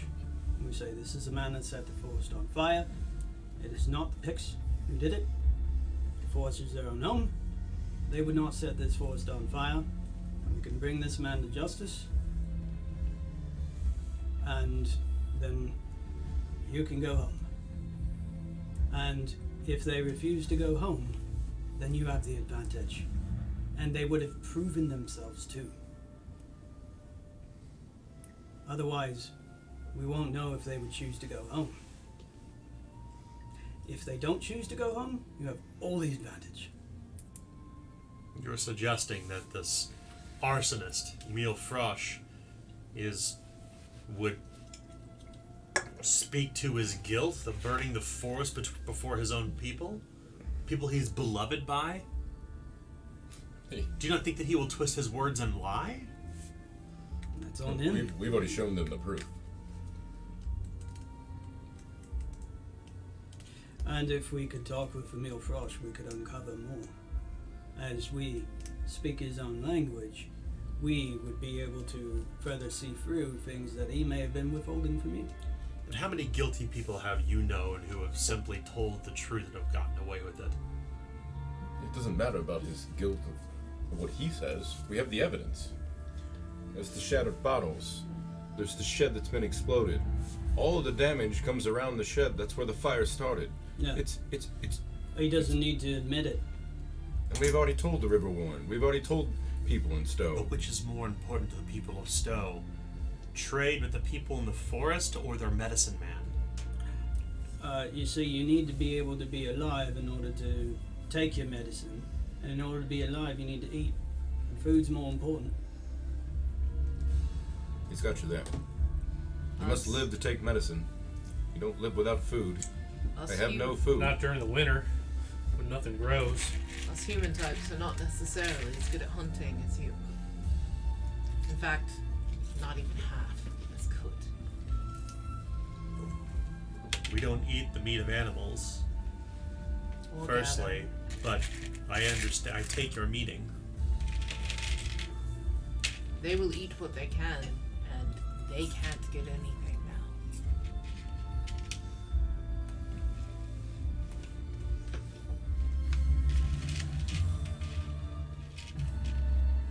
Potatoes. Boil them, mash them, stick them in the stew, right? Sorry. Haven't you heard of Levinsies? As much as Second breakfast? this plan you propose sounds ludicrous, It is. it does not answer still for the tall man, this Graf Redrick, this crimson martyr. What he does not realize, that as he intends to murder my people, filled with hatred, I am filled with the rage of the forest. I am filled with the rage of the tainted dale. I understand who he is, in the same way he understands who I am. Even if there was to broker some peace in behalf of Stowe, it has not resolved the challenge or the issue with the Crimson Martyrs. They will not simply leave because a man is condemned. They are not there for justice. What, They are there to wipe us out. what they are fanatics. And one thing that happens to fanatics is they tend to lose the ability to lie. Because they believe that their purpose is beyond life. So if they intend you on, they will say so. They will not lie. And if they say they're going, they're going. Without a doubt, they have already put 3 of our people through, have exposed them to the weather. They are lucky to be alive. We know precisely what their intentions are, to draw us out of the forest, to cause pain to our people, to our kith. And yet, because of us, they stopped. So there is a way. So you think that they gave them up to you because you could somehow solve the problem peaceably? Oh, People no. who know nothing but murder? They gave them to us because it was the best solution available. And what did you give them in exchange? Human. They would be able to know where you are. The other's gonna step back at this moment. There's a little bit of a commotion among all of the Pictish at this point. But 1 second. As he said, you lead them to a spot that's advantageous for you. You hold the trial there. If they still intend to attack you, you have free range. You have the advantage. You win either way. Your man that burned down your forest and your home gets tried, and you get your fight. But you get your fight at an advantage. How do you not see this odd? Every odds we're giving you the advantage here. If you don't want the advantage, we'll turn around, and they'll find you. They'll burn down the rest of the forest until you do come out and fight them. That is his exact words. I'm not saying I don't agree with you, Tyrone Bannister. Banneker, sorry. It's okay, new guy. Bannister. What I think that leaves issue is she does not want a trial. She does not want to broker a peace. Maybe with the town of Stowe, she doesn't want to give Redrick the chance to go away. She wants to give Redrick the chance to die. The delegate turns toward Bloodleaf and says, Yelana, listen to this man. He speaks the truth. Listen to him. Abandon your crusade, Yelana. But And Bloodleaf is considering at this I point will listening to you. one last thing, though, in favor of my two friends. You people have lost a great much, correct? How many more of them are going to have to die for you to feel justified? For even with an ambush, even with favorable conditions, locations, they're going to die. A number of them, even if you win. How many are you willing to give up just to feel good about it? If we die, our blood will rejuvenate this forest. The blood of the dead will bring the forest back. For every man that we slaughter, a tree will be reborn in our sacred glade. You don't know our ways. Respectfully, being from the east or west or wherever you're from, human. For every person that we slaughter in this forest, a sapling will be reborn in its place, where the corpse is buried in the earth. It's fair. Wouldn't it be easier to plant seeds? Remember, she doesn't like me anyway. This forest is much older than you know. It was born from the blood of our ancestors before your people even came. The only way to restore a place that has been corrupted as such is to feed the forest, those and that which caused it harm. So the blood of my own people, life is important, but rebirth is more so than that.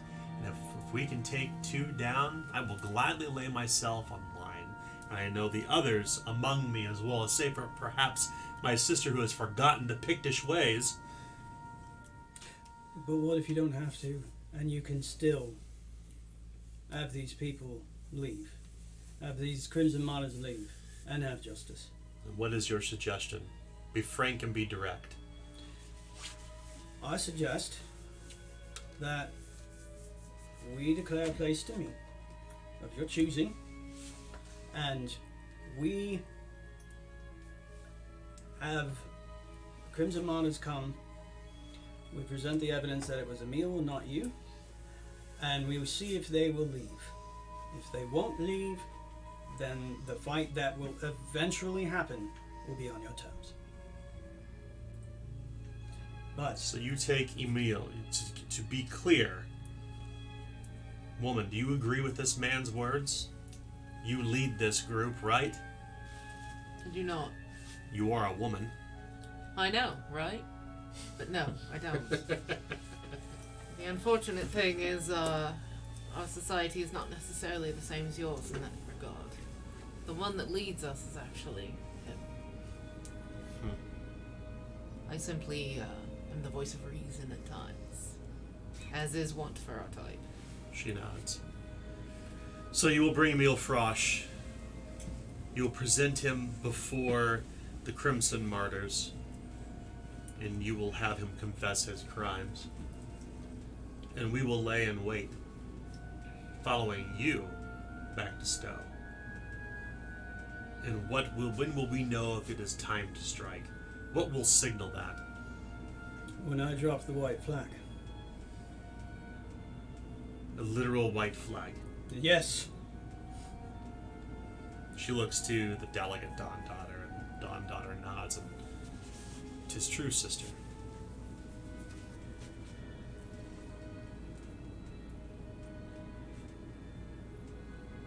I agree to these terms. Bloodleaf lowers her weapon. The others do too. We will give you Emil Frosch, but we are keeping the other two.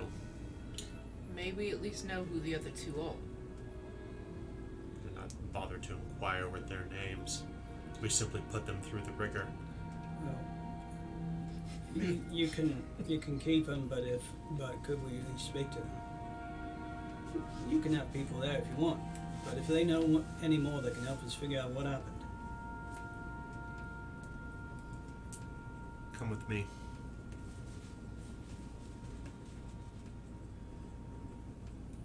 Bloodleaf will take you toward the rocky outcropping, to where there's this low, small cave, not far from where you're at, and the daytime light and the snow and the burnt ash of the tainted glade grows dark as you step into this wet maw of a cave and begin to descend down into the earth. And down below, you can see in the pale light, or the dim light that reaches down here, these three desperate, beaten, and broken men who have clearly been tortured by the Pictish. And we will stop here for the night. 100 reward points. Good. So that's how social entry works. 100 reward points. Corruption roll for tonight. Oh, I don't have any for once. I know. What is this? No Did you corruption. get That's, one? no, You corrupt, get you no one, corruption. You go up one two. step on the. You guys. On, Could I take some laudanum real quick before we end this session? Answer is no. Oh. Aw. Next week. Actually, yeah, go ahead. Might as well. No, I'm You kidding. can take your laudanum if you want now. No, I'm kidding. Take your laudanum if you have it on you. She would. She Moves would you not on- leave it. Is it on your character sheet is the question. Yes, That's it Moves is. if you they- one step up your damage Yeah. condition, right? She would Yeah. not leave that precious of a thing on a boat right. with a bunch To of like, clarify, people. even though you all ransacked Emil Frosch's shop, if it is not on your character sheet, it is not on your character. She has her Right. personal stash. Perfect. Okay. So. So be sure to account Same. for that corruption. I've accounted for no milk. And we will roll corruption now, D10. The value is 10. Ooh, So oh my no god, blood. did you just get... You got an order ring. They do exist for you. So, around the table, so Eugene, what's your order chaos? I have 3 order, 6 chaos. Okay. Banneker? 3 and 1. Okay.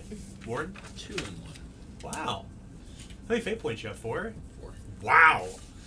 We whittle those away. Elisa? 5 and 7. Okay. Harper? 9 and 3. Whoa, shit. Yeah, I Nice. have 1 fate point though, so I need it. Oh, yeah. And finally, Terrelin. 6 and 1. Okay. Wow. Work your way up. He's been trying.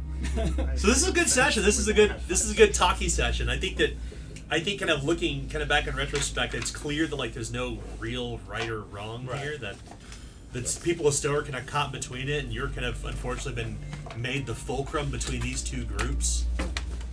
Yeah, I've been thinking about it all week, and I was like, I don't know when I'm gonna reveal it, but I know I gotta say I write the letter first thing. Yeah. I say, let them all kill each other and let the gods sort them out. Yeah. Hey, that was my whole point. That's the chaos route. That's the if chaos you're- route. We're That's following the what I Tactics Ogre stream. It's like, I'm gonna fall order back. chaos or Charlie. We're following chaos. No. Yeah, I'm gonna fall back I on think my it's not an easy situation to resolve. It's very complex. There's a lot of bad sentiment on both sides, and who's right and who's wrong isn't necessarily. I mean, it's for you to decide. It's funny. Both sides are blaming each other, yet blaming everyone else that's not them. Yeah, no, I mean, and it's just like It's like you two should just get in a room and kill each other, and we Yeah. would solve I'm sorry? this real quick. situations. Yeah, we're still recording. Like, So, let's. Sorry, go ahead. I was just gonna say, in situations like this, you need to let them prove it to each other, and that's all you can do. You can try your best. Step back and let them prove it to each other. That's right. And if death still happens, step to the side. So we'll wrap up for tonight. Thank you all for tuning in for Queen of Embers, episode 61. Thank you for your patronage. Tim promises a dance at the end of every episode. Please Oh don't. yeah. And we Oh, will is that find the out. level of Patreon? We will find out next week. I'll pay to make it stop. We'll find out next week, probably the third of the four pieces of evidence you gathered. You'll gather that next piece, that next clue, Ooh, as you get to speak with Emil Frosch about how he is, and why his name was mentioned in the burnt scrap of paper, in the quarters where Rosalia was writing something in a fervor as she had been murdered. Forrester started the fire. Calling it. I do plan on asking him, where are the drugs? Right. They're in my house. Swear to me. Swear to me. All right. See you all next week. Bye. Bye. Bye. Bye. Oh, grrr.